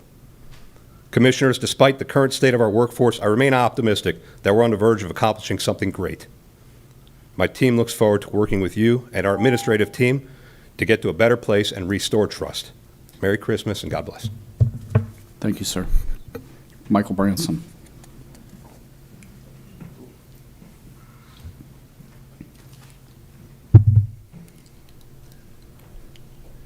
Good morning. Mike Bramson, I'm the Brevard County Firefighters Union President, Local 2969. I'd like to first congratulate the board for your winnings and your appointments to the chair. It's been a challenging road to get to this place that we are in now. I want to thank you for the opportunity to speak. As a steward of the union, I can absolutely appreciate the time and energy going towards fire rescue at this time from both the staff and the commissioners. You got a lot of meetings, you got some workshops coming up, and there's a lot of other things to be done moving into the beginning of 2025. We are very much aware that there needs to be communication, and to do so in this particular manner takes meetings and sessions, and we understand that.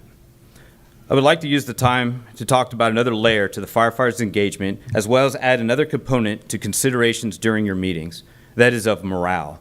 Not specifically morale is a good or a bad thing, but morale is a metric. Morale is a metric. These continued displays that you're going to continue to hear, or you've heard in the past, are made and are said out of love and compassion for Brevard County and the Brevard County citizens, residents, and visitors, and the cities within. There was once a calling. At one point, people came to that calling to become public safety. There was a need by the county that these men and women answered and that were heard. But at one point, Brevard stopped providing. Brevard no longer provides their side of the deal, and many are taking a calculated but no less difficult decision to separate. Others are waiting to see what the change will be. But in the end, engagement is important, even if some of the comments are more vivid than others. It is the silence that indicates apathy. And when your first responders are forced to no longer engage out of the necessity of their own health, then we will have actually reached an irreversible depressed workforce. Good luck, and keep in mind that what you are about to hear and what you will continue to hear is a component of morale, and it truly is sincere. Thank you, sir. Kent Fay.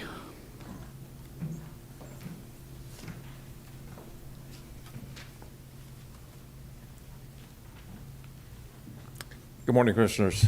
Gus, how you been, buddy? Oh, there's so much to say. For me, I've been retired from Brevard County Fire Rescue for 9 years. Been 9 years. Why am I here today? I'm tired of hearing and seeing my brothers and sisters literally suffering at times. You know, I know that all of you aren't part of the past commission. I stay pretty abreast of what's going on. They were requesting a $40,000 increase, and their line for reasoning was that they wanted to keep up with other counties. I get it. These people understand it even more. I understand it. So I ask you, what's the rationale, other than money, then I don't get from the past commission, I didn't get the full impact of why they didn't want to give money, other than just, I understand, like Ms. Delaney, as you were talking about the cap on taxes. I get it. And like you said, we can overcome that. We can get past that, but we have to ask for it, correct? So I ask you now, with the underpaid and understaffing, now something I found out today, because I started asking questions to a couple people, including our president. I am still a current union member. I'm a original founding member of the union from back in 1980. I'm sorry, 1984. I started work for Brevard County in 1980 as a lifeguard. They were doing away with full-time positions, and so I requested a lateral transfer. I went to fire school, and I started to work for Brevard County in 1985. And I worked until the end of 2015.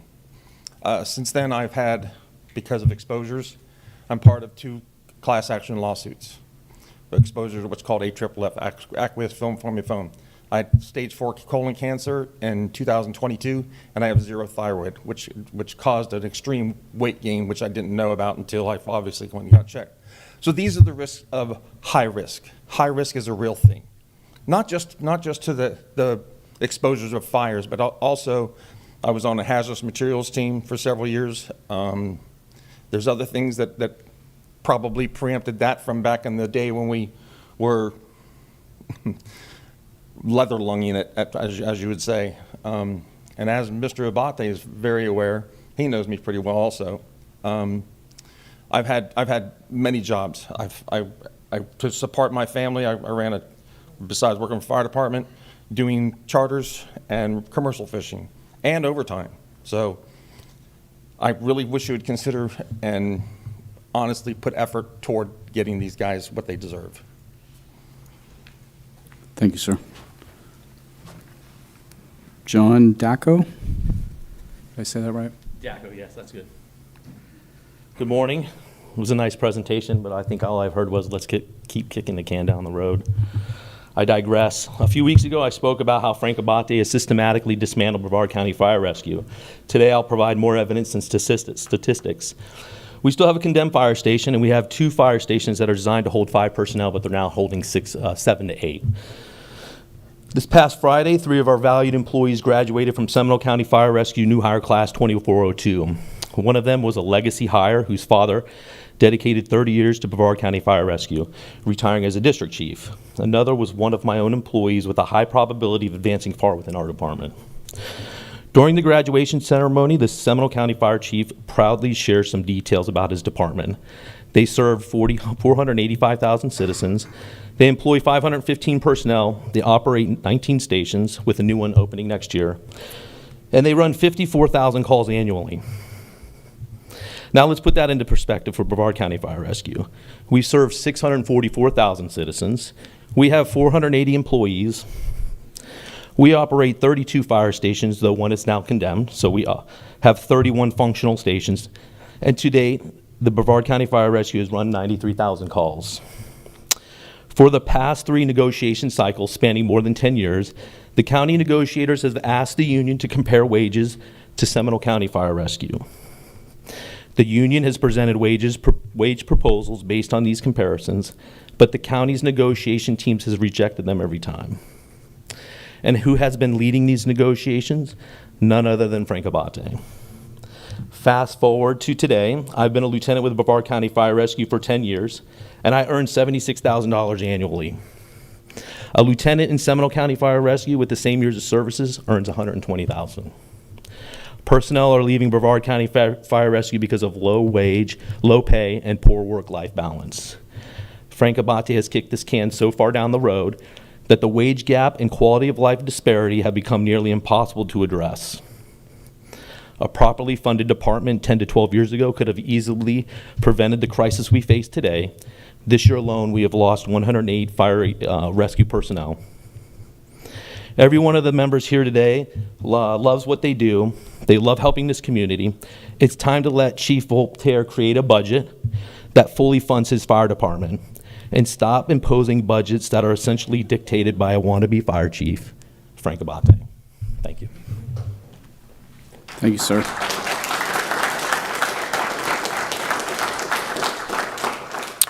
Christina Fleming.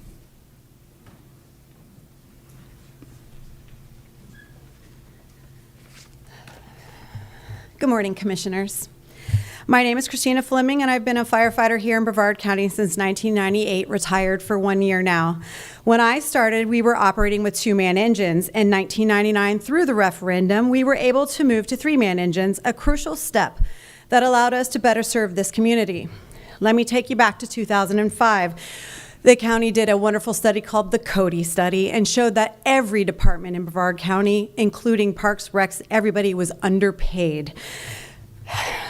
Then, during 2007, during the housing crisis, the commission came to us recognizing our dedication and commitment to this community.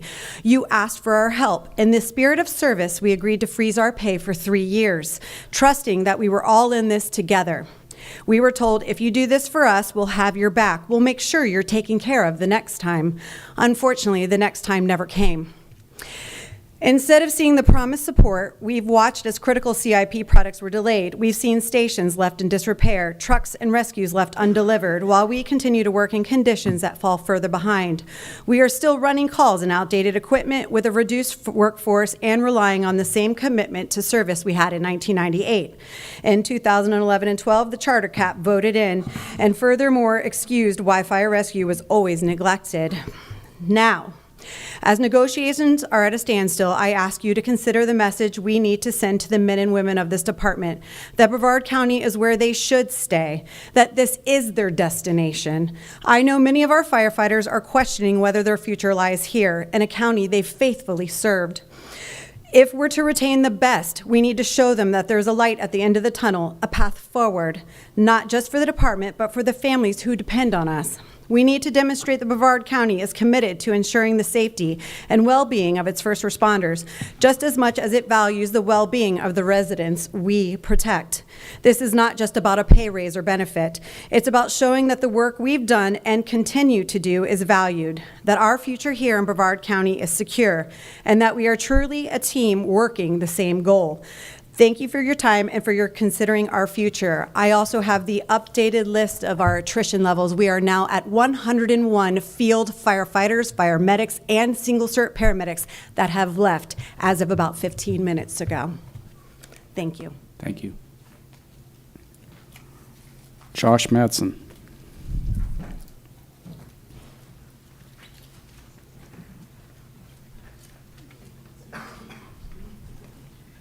Good morning, Commissioners, citizens, firefighters. You don't have to experience management's failures. We do. Every day we look at the citizens, we try to provide service, but failures from above us result in us having to fail our citizens. What we used to be able to, the care we could give to our citizens and provide, the experience, the knowledge, it's gone. I'd say there's about 20% of us that have 17 years or more that truly have a lot of knowledge and experience in this job. Everyone else is less than 6 years. Who's replacing them? 18 and 19-year-old kids, zero experience, zero life skills, zero abilities, and that's who's on a call with me. 2 of my guys just resigned last week. What were they waiting for? They were waiting for this past October to see what the commission would do, what negotiations would come. I've seen it for 24 years. I've been here for 24 years this February. My wife has over 25. She comes home after running a serious call. She's upset. I'm like, what's going on? She says, well, I couldn't do everything I needed to do because I don't have experienced partners. And I said, you know what? You can only do what you can do because it's what the county wants. But is it truly what the citizens and the county citizens want, or is it what the county management wants? Frank Abatement cares there's an ass in that seat. That's it. They have a pulse. He doesn't care what kind of liability they bring to you, to your family. One day you're going to be sitting behind it. I know your health, Frank. I've worked with you on calls back when you did the fire teams thing we went through. You said, please look after me. You're going to be relying on us. And I can tell you the kids that are running these calls, who am I going to get to replace my 2 experienced guys? 2 19-year-old kids next month. So it's more of a liability for me. I'm looking after them, trying to look after the citizens. I'm sick of it. The blood's on whose hands? Not on mine. I've done everything I can. Is it on the commission before you all? Is it on county manager? It's not on me. I do everything I can. I hope Alpazar Law, Morgan & Morgan, Dan Newland, I hope they pay attention here. Maybe that's what it takes. Whose name's going to be at the top of that list? Who's been negligent? Hasn't been us. We're tired. I'll work over 1,000 hours overtime this year to be able to make a living. I'll work over 1,000 hours. We already work 3,000 hours a year as our normal schedule. Normal employees work 2080. We don't get overtime until after 106 hours in 2 weeks because we're firefighters. A lot of people don't know that. So overtime doesn't count until we've already done 106 hours in 2 weeks. All right, take that in consideration. Our new guys make $15 an hour for the first 5 years. They don't see a raise above $15 an hour. I'm at $24.98, and I've been here for 24 years, lieutenant fire medic. $40,000 to $50,000 less than my counterpart everywhere else. I know we have a challenge. We have a 72-mile-long county, but you guys can increase the fire assessment fee, the MSTU, and by a supermajority vote, you can do it with the general fund also. That's what we're asking for. Thank you. Thank you, sir. Alejandro Campillo. I hope I said that right. Thank you, sir.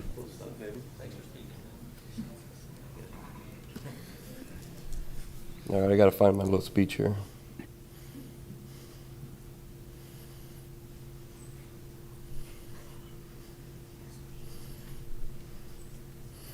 All right, good morning.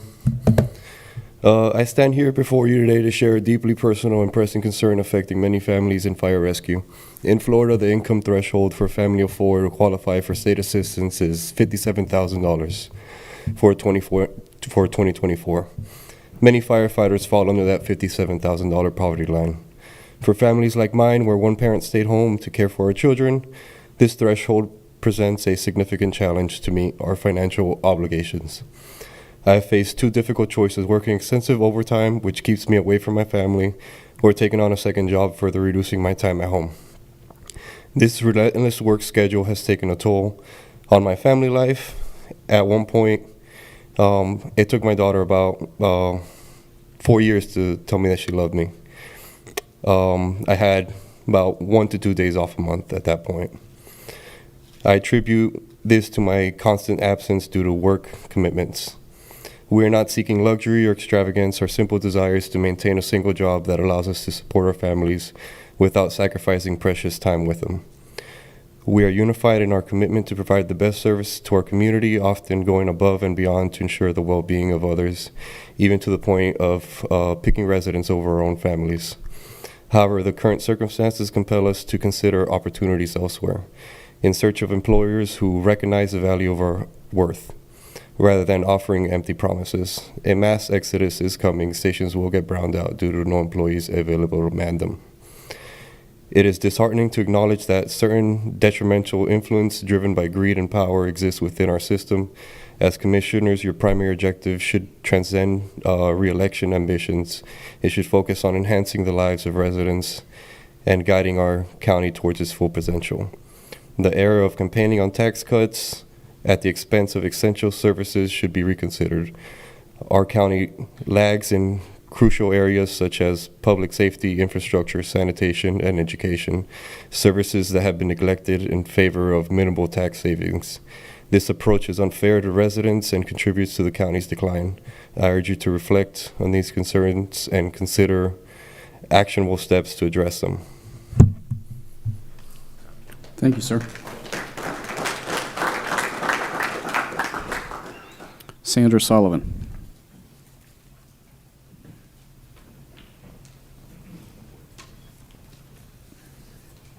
Sandra Sullivan. So the primary problem I have with this presentation is it looks at a solution that's a year down the road. Fire assessment is a year down the road. It doesn't solve the problem now. And so what's going to happen in a year's time with where you are with the escalating issue that you have now? I was very disappointed not to see other issues being looked at. The billing software, you guys are writing off $14 million non-Medicare a year. That number's been going up very, very high. It needs to be evaluated.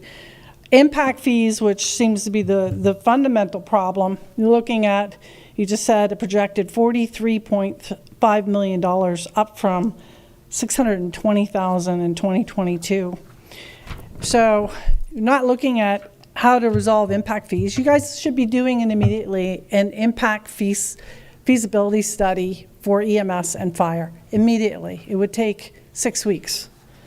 On the lifeguard legislation, for that to change it, but I also want to point out, this is an Attorney General legal opinion on the emergency medical service assessment. This is from 2012. It's in an email that I sent to you. And so I contend that you could put an EMS fire assessment. What it says is a county that has adopted an ordinance authorizing the imposition of an assessment for emergency medical services prior to January 2022. You had it certainly back in the 90s. All of the special assessments for emergency medical services levied by a county prior to the effective date of this section are ratified and validated in all respects if they would have been valid had this section been in effect at the time they were levied. However, this subsection shall not validate assessments in counties with litigation challenging blah, blah, blah. But so if you had, prior to 2022, an EMS assessment's illegal. There is also another way to do it. It is also legal under a fire district. So I would, again, this solution does not solve the problem now, but in terms of planning, there are some things we can do now. In terms of what you can do now, you can negotiate. You have a crisis right now pertaining to Space Florida and Space wants sewage capacity. You have a right as a county to collect tax on our federal lands that are leased to private entities. You negotiate to the table, you solve this problem here and solve other problems. It is not fair to the taxpayers of Brevard County to take another assessment when you have an opportunity to take some money from some other sources and solve this problem now. Thank you. Thank you. Scott Gardner.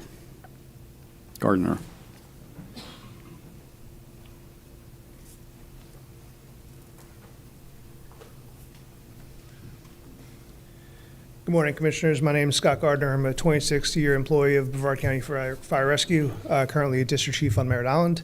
I had the opportunity last week to attend the Florida Firefighters Fire Chiefs Association Safety and Health Conference in Orlando. We had a roundtable discussion, and one of the counties there was Pasco County. They just announced, or actually in 2022, they announced that they're going to a 24, 72-hour work schedule. They started in April. They haven't even started the new schedule yet. Prior to that announcement, they were getting 15 to 20 applicants per hiring. After they made that announcement, they have an average of 250 applicants. Prior, they had 0 fire medic hirings. After their announcement, they've had 76 fire medic hirings, and over 40 of them were from other departments who don't transport. Pasco County transports. So that would be the equivalent of Melbourne, Palm Bay Fire Rescue that don't transport. We'd be hiring those people. Overtime spent prior to their announcement in 2022, they had spent $5.5 million in overtime. 2023, they had $2.4 million in overtime. So almost half their overtime budget got cut in half due to the amount of people they hired. Mandatory overtime was rampant prior to the announcement. Now they're looking at negligent numbers. They have a lot of people to fill those overtime spots, and the health and safety of their firefighters is paramount to their county commissioners. So those have gone down. These numbers are conservative. It's $25,000 approximately to hire and train one firefighter. Nearly 100 firefighters have resigned this year. That's $2.5 million that were spent just this year. Like I said, I'm a 26-year employee. Average 25 people leave per year. Over my career, you spent $16.25 million in training firefighters that have left for other departments. Chief Voltaire talked about fire trucks and a lot of capital expenditures. These are my 3 kids. They're 2, 3 years old at this time. They're sitting on engine 40 in Merritt Island. That engine is still in service. I saw that engine yesterday when I was on shift. My kids are currently doing ride-alongs with departments. They're looking to go to fire school, but they're not doing them here. They're looking at Indian River County. They're looking at Palm Beach County. I want my kids to work here. How do I How do I convince them to work here if Mr. Abate and county leadership doesn't watch out for their people? Help me convince them to come here. Make a return of investment on your people. Capital infrastructure is great, but we have to invest in our people too. Thank you.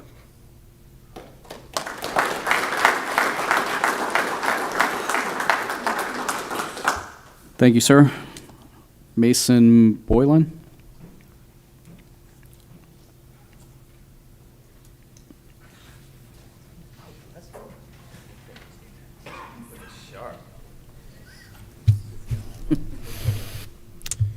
Good morning, and thank you for having me.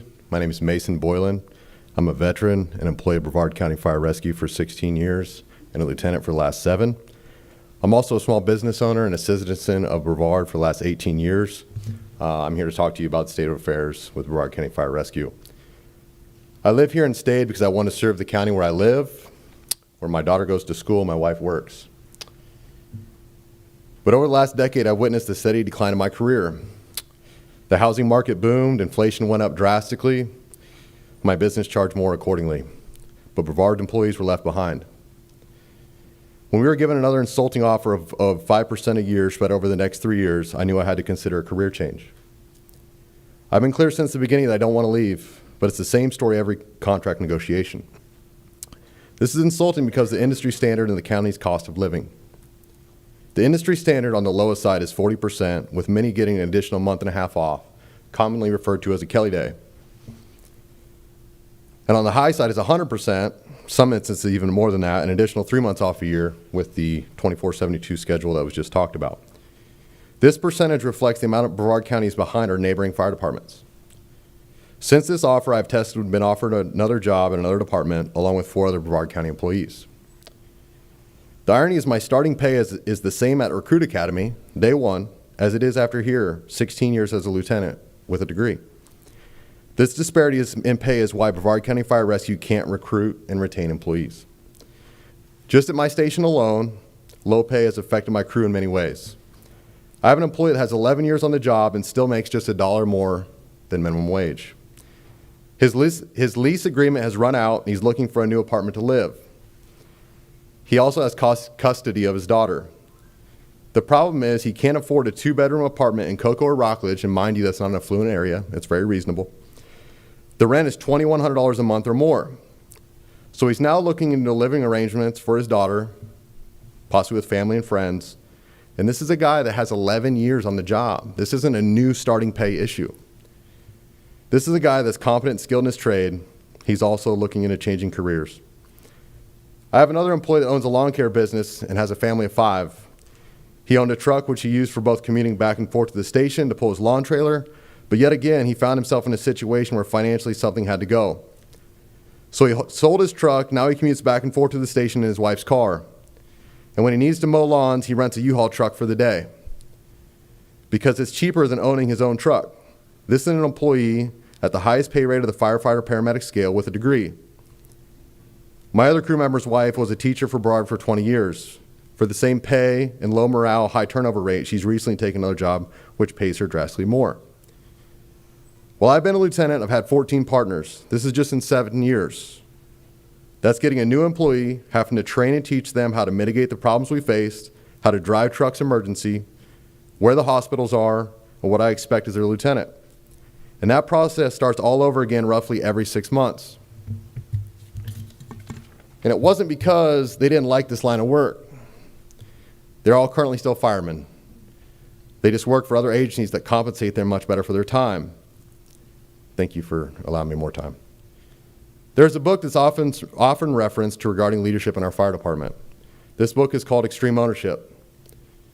In this book, it frequently makes references to being accountable for your words, decisions, and actions. As I look up here, we've pleaded many with the same faces, contract after contract. We've told you all about our pay issues. In the previous contracts, we were told we would like to give you raises, we just don't have the money. Then many in this same group do budget workshops for the coming year, and very little has been done to increase the budget that allow for wage increases. So where is the accountability for county management? Thank you. Thank you, sir.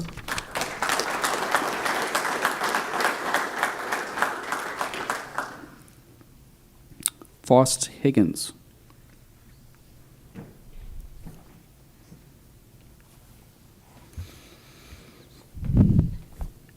Good morning, Commissioners. My name is Faust Higgins. I grew up on Mare Island, and I still currently live in the county. I worked as a firefighter paramedic for the county for 4 years, and I have recently changed jobs to be able to afford to live in the county. After buying a home, I quickly realized that I could not afford to live and work for this county. I worked close to 1,500 hours of overtime a year and still was struggling to make ends meet for me and my family. Not only is it the sense of pay, but the morality, since going to a new job is drastically different from the work-life balance. I'm currently on my Kelly Day right now. The work-life balance is amazing, and the county, Brevard County, does not support that, and it's upsetting to see from working here, seeing the ins and outs of this county, and then just being, I've got 6 months on at a different department, and I am already making more and have a better work-life balance. I'm more in tune with my family when I come home. I was defeated day in and day out coming from work. I was on shift at stations more than I was at home seeing my own family. And I think there needs to be a change before it becomes a critical failure, because I still want to live in this county. I love this county. I did not want to leave working for this county. And I still want that for me and my family. Thank you for your time. Thank you, sir.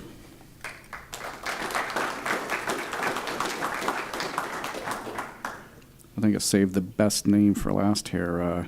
David Joseph Van Meer Breeden. Did I say it right? Yes, sir. All right. I remembered from the workshop. You're recognized.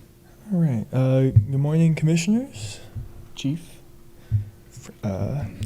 January 6th, I got hired with 22 people I considered my brothers because we went through EMT and fire together thanks to the county sponsorship program. There are 12 of us left.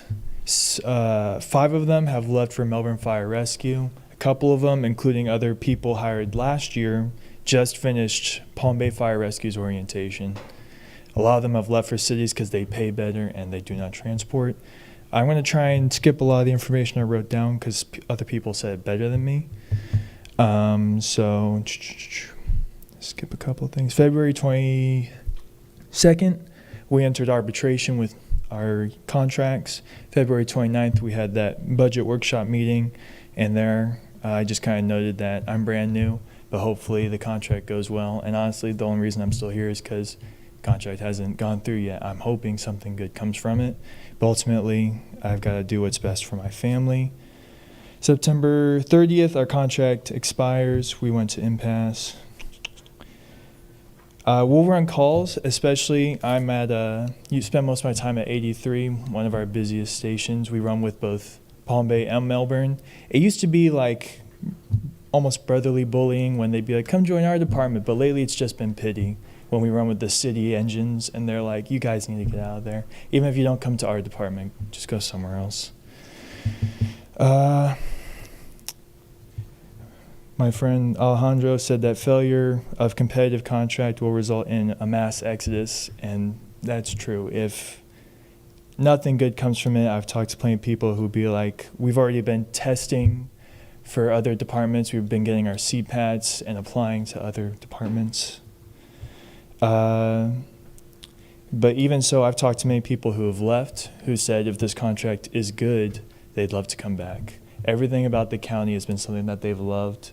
The culture, the people they work with. It's literally just a matter of whether or not they can afford to live here.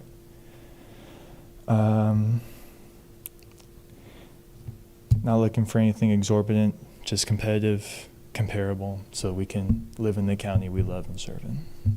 That's about all I got. Thank you. Thank you, sir.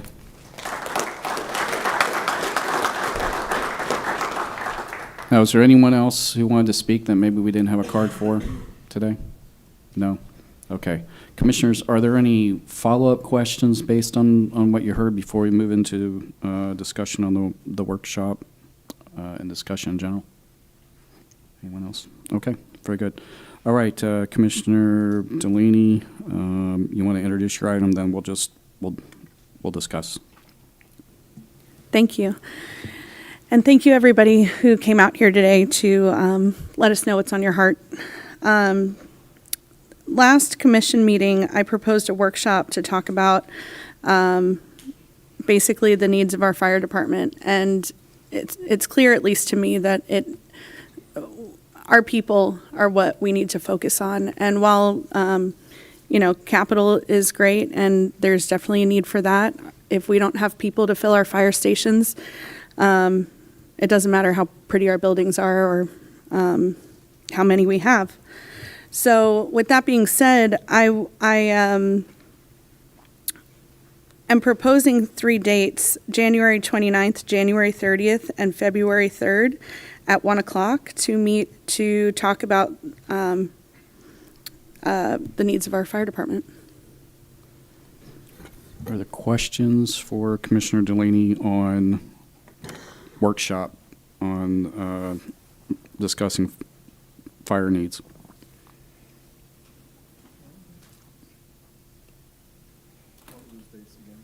It's in the book, but January 29th, January 30th, I don't mean to answer for you, Commissioner Delaney, February 3rd, all at 1 p.m., is that right, in VR? Any discussion on the dates? Any concern on the dates? Commissioner Atkinson? I would prefer January 30th or the 29th.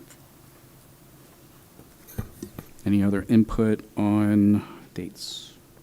Question. Sir?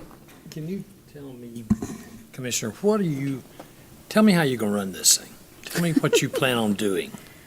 Well, I would like to get direction and talk about, everybody's priorities for getting our fire department to where it needs to be. I want to know, like it says in the packet, the cost out of changing to 24/72 work schedule, the comprehensive needs, fire stations, trucks, personnel, staffing, rescues, and also what are the future needs going to be over the next 5 years.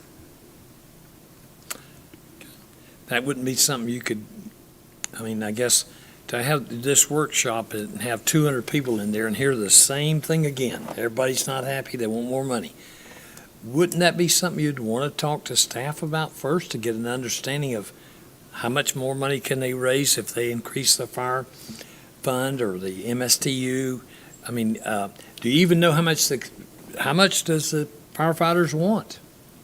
With all due respect, I think that this has, I want an open forum to not only talk about our firefighters, they need their public participation time, but also the people of Brevard County in general. It would be nice to have a dedicated time where we're all talking about this in the sunshine as one group. Oh, you better plan on 2 or 3 days. I'm good with that. Well, I won't be here, baby. But the one thing I just wanted to talk about, just because it was brought up during public comment, and I said, I talked about this when I opened this topic, is the 24/72 schedule. Our people are the most important piece of our fire department. And what I'm seeing from going to all of the negotiation meetings over the past year is our people are broken. And that's a failure, in my opinion. And it's our duty to fix that. And this 24/72 schedule is, frankly, in my opinion, the only pathway forward, because we have people right now who have letters from other departments saying, in a year, you'll have a job here when we start this schedule. And if we don't offer that same type of work-life balance for our own people, we won't have a fire department to save. Because our people are some of the best trained firefighters in the state and probably the country. And so they are going to be sought after. And I think that we need to make sure that we are putting up a contract for our people that shows we value them and that that we want them to stay here. And frankly, we have a space center, you know, and if a rocket, God forbid, if an emergency happened with that, we want the best trained people in the country here in Brevard County. We have a port, one of the busiest ports in the world. If a catastrophe happened, we want the best people in the country to be here in Brevard County. And the only way that we bring those people here is by being the gold standard, by being the leaders in the state of Florida to get those people here. And I'm of the belief, after spending so much time with the field throughout over the past year, that not only would our people stay here, but people would be flocking to Brevard County, because it's not just about our exceptional training and our people that we already have, but Brevard County is an amazing place. People want to be here. So like somebody said before, the only reason why they're not here is because they don't feel valued and they can't take care of their families. So I really feel a huge sense of responsibility for this, and I think that this conversation needs to happen in the public, and we need as much public participation as we can get. Okay, Commissioner Goodson for discussion on the item. Yeah, question. The commissioner mentioned that our firefighters are trained just so much better. Is not training for a firefighter in Brevard County the same as it would be in Pasco County? Or is there a difference? Are we above the scale and I'm unaware of it? Because I think they do a wonderful job. Yes, we are. Yeah. We are above the scale. Yeah, I'm not Great. familiar with I didn't know Pasco's hiring process, but we do. So you go through a minimum standards, and then when you get to Brevard County, it's another 8-week orientation with 10-shift ride-along. Okay. So our training division, I appreciate Commissioner Delaney saying that. I start every graduation for the new hires with how proud I am. And many other fire departments in the state have actually modeled their new hire academies after ours. Well, let me compliment you and the firefighters on that. I did not realize that. Yeah. But at the same token now, we value them. We value the sheriff's department. The people that work in the ditches, that run the heavy equipment, we value all of them. Absolutely. Okay, thank you. If I could just say one thing about that, I love our police, love our sheriff, but frankly, they just got $8 million, and our fire department has taken the hit every year for years. And these are the people that save your life when not you, but when we're on the ground, they come and they save our lives. They come and run into the fires. So I just. Yeah. But believe me, the sheriff is going to be watching this just like the other unions are, and I understand that. And I wish everything was perfect. You know, I think that if we're going to do this, let's bust the cap and raise it and just see somebody tell me what you want. And let's just make the money that way. What I would like to see is our fire impact fees adjusted. And so I'd like, at some point, I'd like to make a motion to do that, to start the process on that. And then what I'd also like to see is, this is part of the reason why we want the workshop, is to talk about how are we going to get there for our people. Okay. So back on the item. So the issue of a workshop, I'm hearing January 30th. Couple other things in there. How long do you think that this should go? There's some other things, and this leads me to say to the board that if we're going to do workshops, and I think this board will do workshops, I intend to bring something back for discussion January 14th meeting to discuss some basic ground rules for workshops. I think there needs to be time certain and some other things there. So With that said, do you think a 4-hour workshop would be adequate for this on January 30th? I'm hearing January 30th. Only if we're drinking. Okay. I'm okay with that, Okay, so we'll have a time certain to end at 5 o'clock. minus January- the drinking. Okay, we'll leave that to individual commissioners. I'm not going to get into policing that. Okay. Any more discussion on that item? Okay. Is there a motion for workshop 1 PM to 5 PM on January 30th? I would like to make that motion. Okay. Sir? Okay, we have a motion by Commissioner Delaney. We have a second by Commissioner Altman. Clerk will call the roll. Commissioner Delaney, Yes. Vice Chair Goodson, Commissioner Adkinson, Yes. Commissioner Altman, Yes. Chairman Feltner. Yes, we'll show that approved 5-0. Okay, Commissioners, we will go to item J4. Commissioner Delaney, this is also your item. Thank you, everybody, and appreciate your working with us today. Thank you. So Let's give it 1 minute, okay? Okay. Let's just give it 1 minute Sure, for no worries. everybody.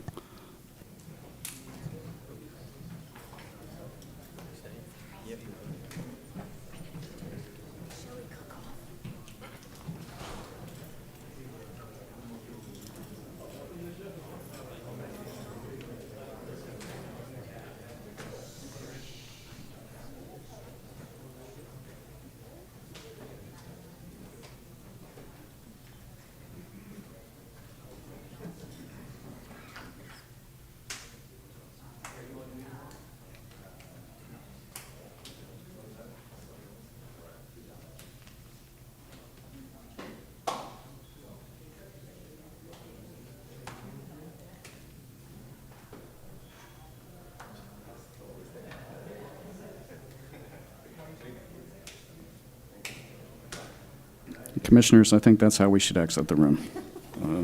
There's a lot to learn from that. Okay. Commissioner Delaney, go ahead, you're recognized. Thank you.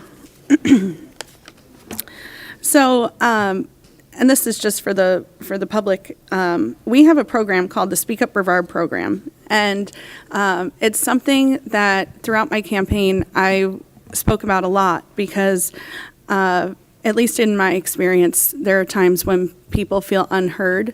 They come up here and they say their 3 minutes, and there's not usually a response from, an immediate response. And so basically this program was put into our charter to give people a mechanism to bring forward their ideas and to have a response from the staff and from the commission. And one of the things that I feel that's lacking from this is more of a discussion around what the proposals are. And so I'd really love to have a workshop where people could come up and give us a presentation on their proposals so that we can get a better understanding of what their idea is. And because sometimes people put in 2, 3, and 4 items into Speak Up Brevard, and they only have the 1 3-minute time to talk about all of those things. And I just don't think that that's a fair, I don't believe that that's what the spirit of this program was. And so I am proposing a workshop February 18th or February 27th at 5 o'clock.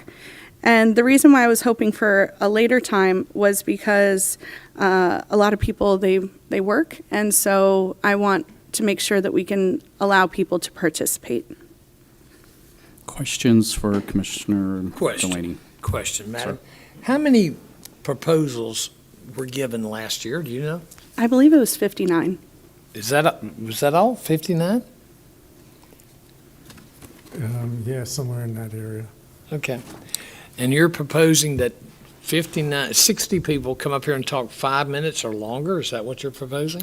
Well, it depends on how many people participate. The year prior, there was one proposal. You wouldn't like to take this to your district and you just handle it and report back to the board?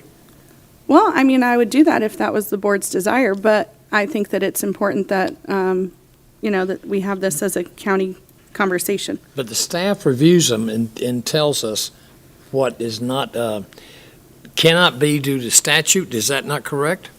Doesn't the staff review these things? Frank? I'm sorry, the staff what? Does staff review these 59 or 60 things and then report back to us saying this can't be done because of an ordinance or yada this, yada that? Well, a lot of them, if it's outside the jurisdiction, if it's things that we've already tried, many of them are items that have come to the board previously. The board chose to not take any action. And so we prepare, each department gets things under their jurisdiction. They prepare first draft. It comes to the county manager's office and the public information office. We prepare drafts and we put it all together in a package that we bring back to the board for their consideration. So That's that how being, it works right now. Thank you, Frank. Chair.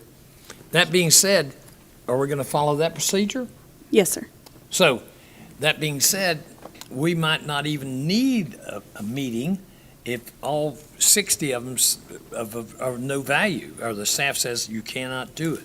So do you want to wait till you get these prior to scheduling a meeting, or you just want to go full blow and have a meeting? I was hoping that we could have a meeting because in my experience, and it's just over the past year with this program, what I saw was That you didn't believe staff? No, not that. But I feel like I'm hoping to find more of how can we work these things these ideas into our county. Maybe it won't be exactly what the people are proposing, but maybe there's a yes somewhere in there. Okay. So I think that if the people have a fair shake of submitting their proposal and talking to the commission about it, we can get a better idea of what they're proposing, and that way we can direct the staff, is there a yes somewhere in this proposal? Okay. Are there any other questions? Questions of the sponsor? Okay, we went through all the cards and we combined those with the presentation. Let me say this about what I think you're trying to do and maybe a way to get there.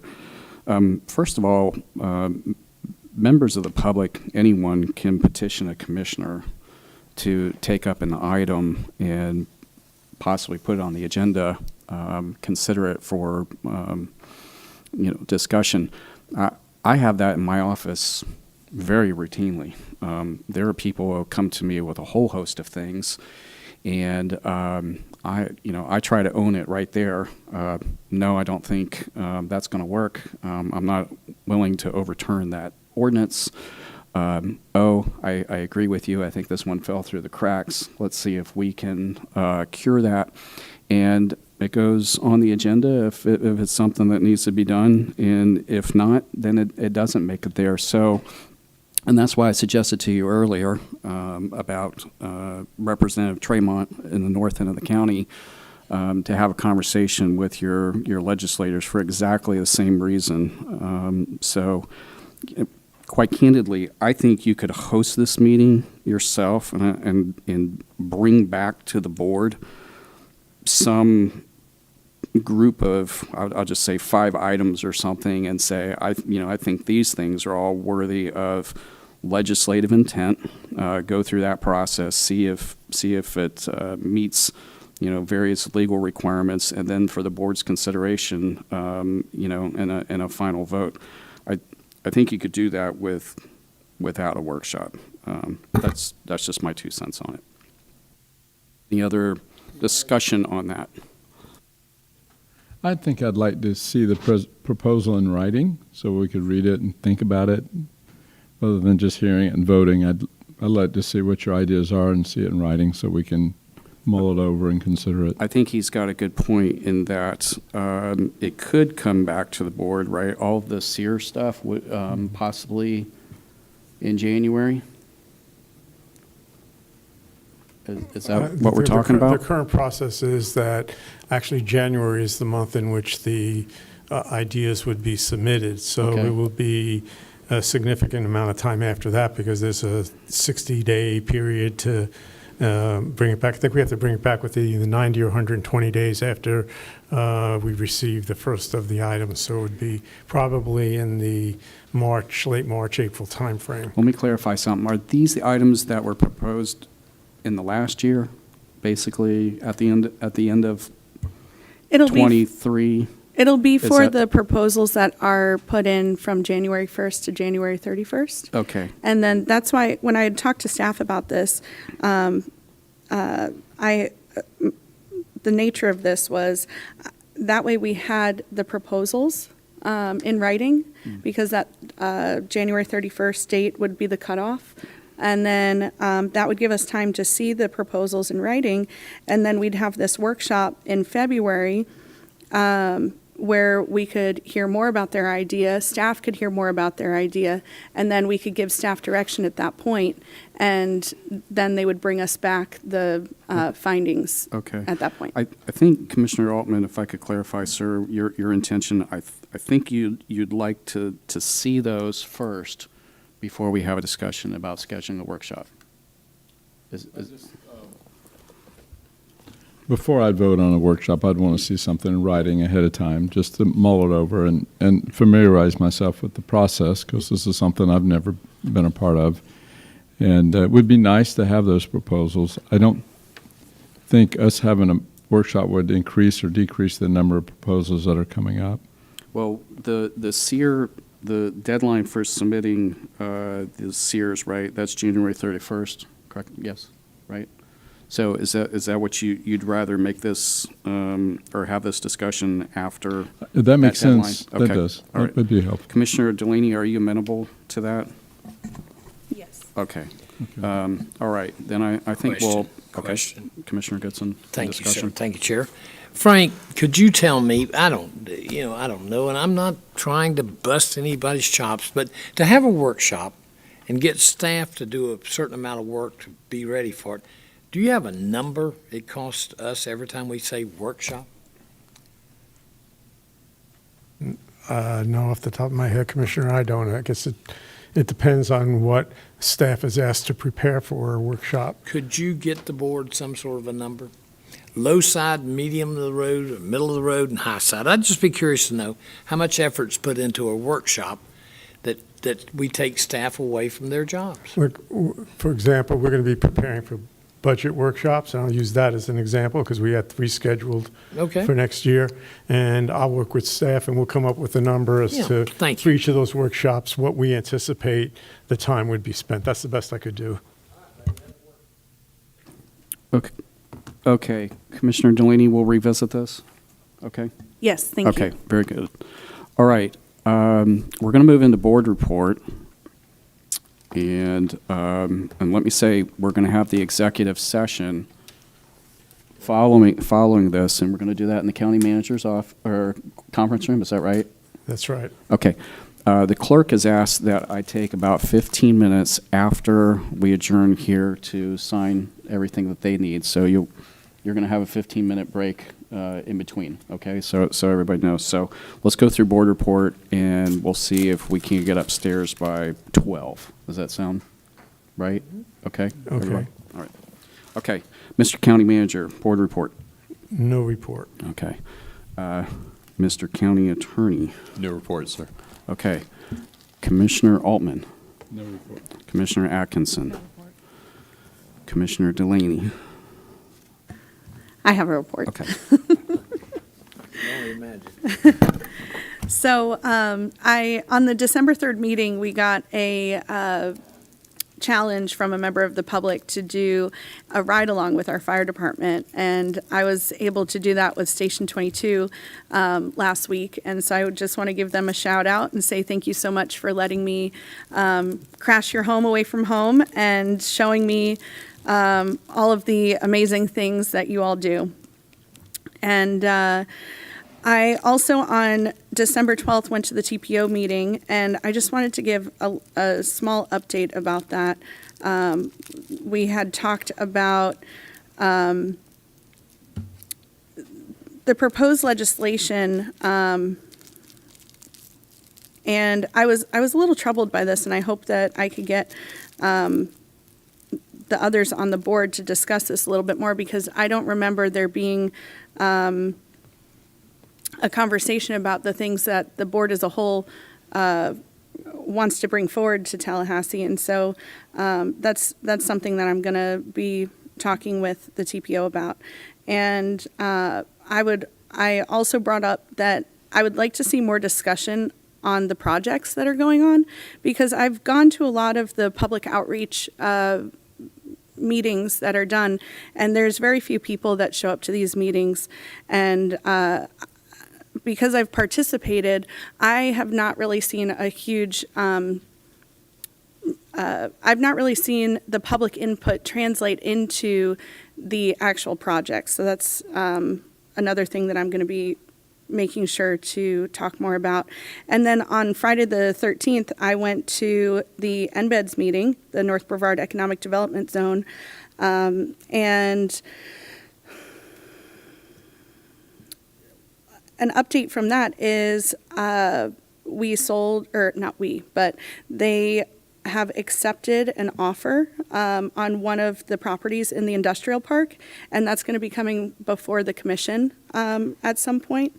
And so that's good news. And Valiant Air Command, the expansion of their event center, there's a little bit of a hiccup with some of the funding, and so you know, we really need event space in North Brevard to cater to some of the businesses and whatnot that are out there. So I really hope that you know, continues to move forward.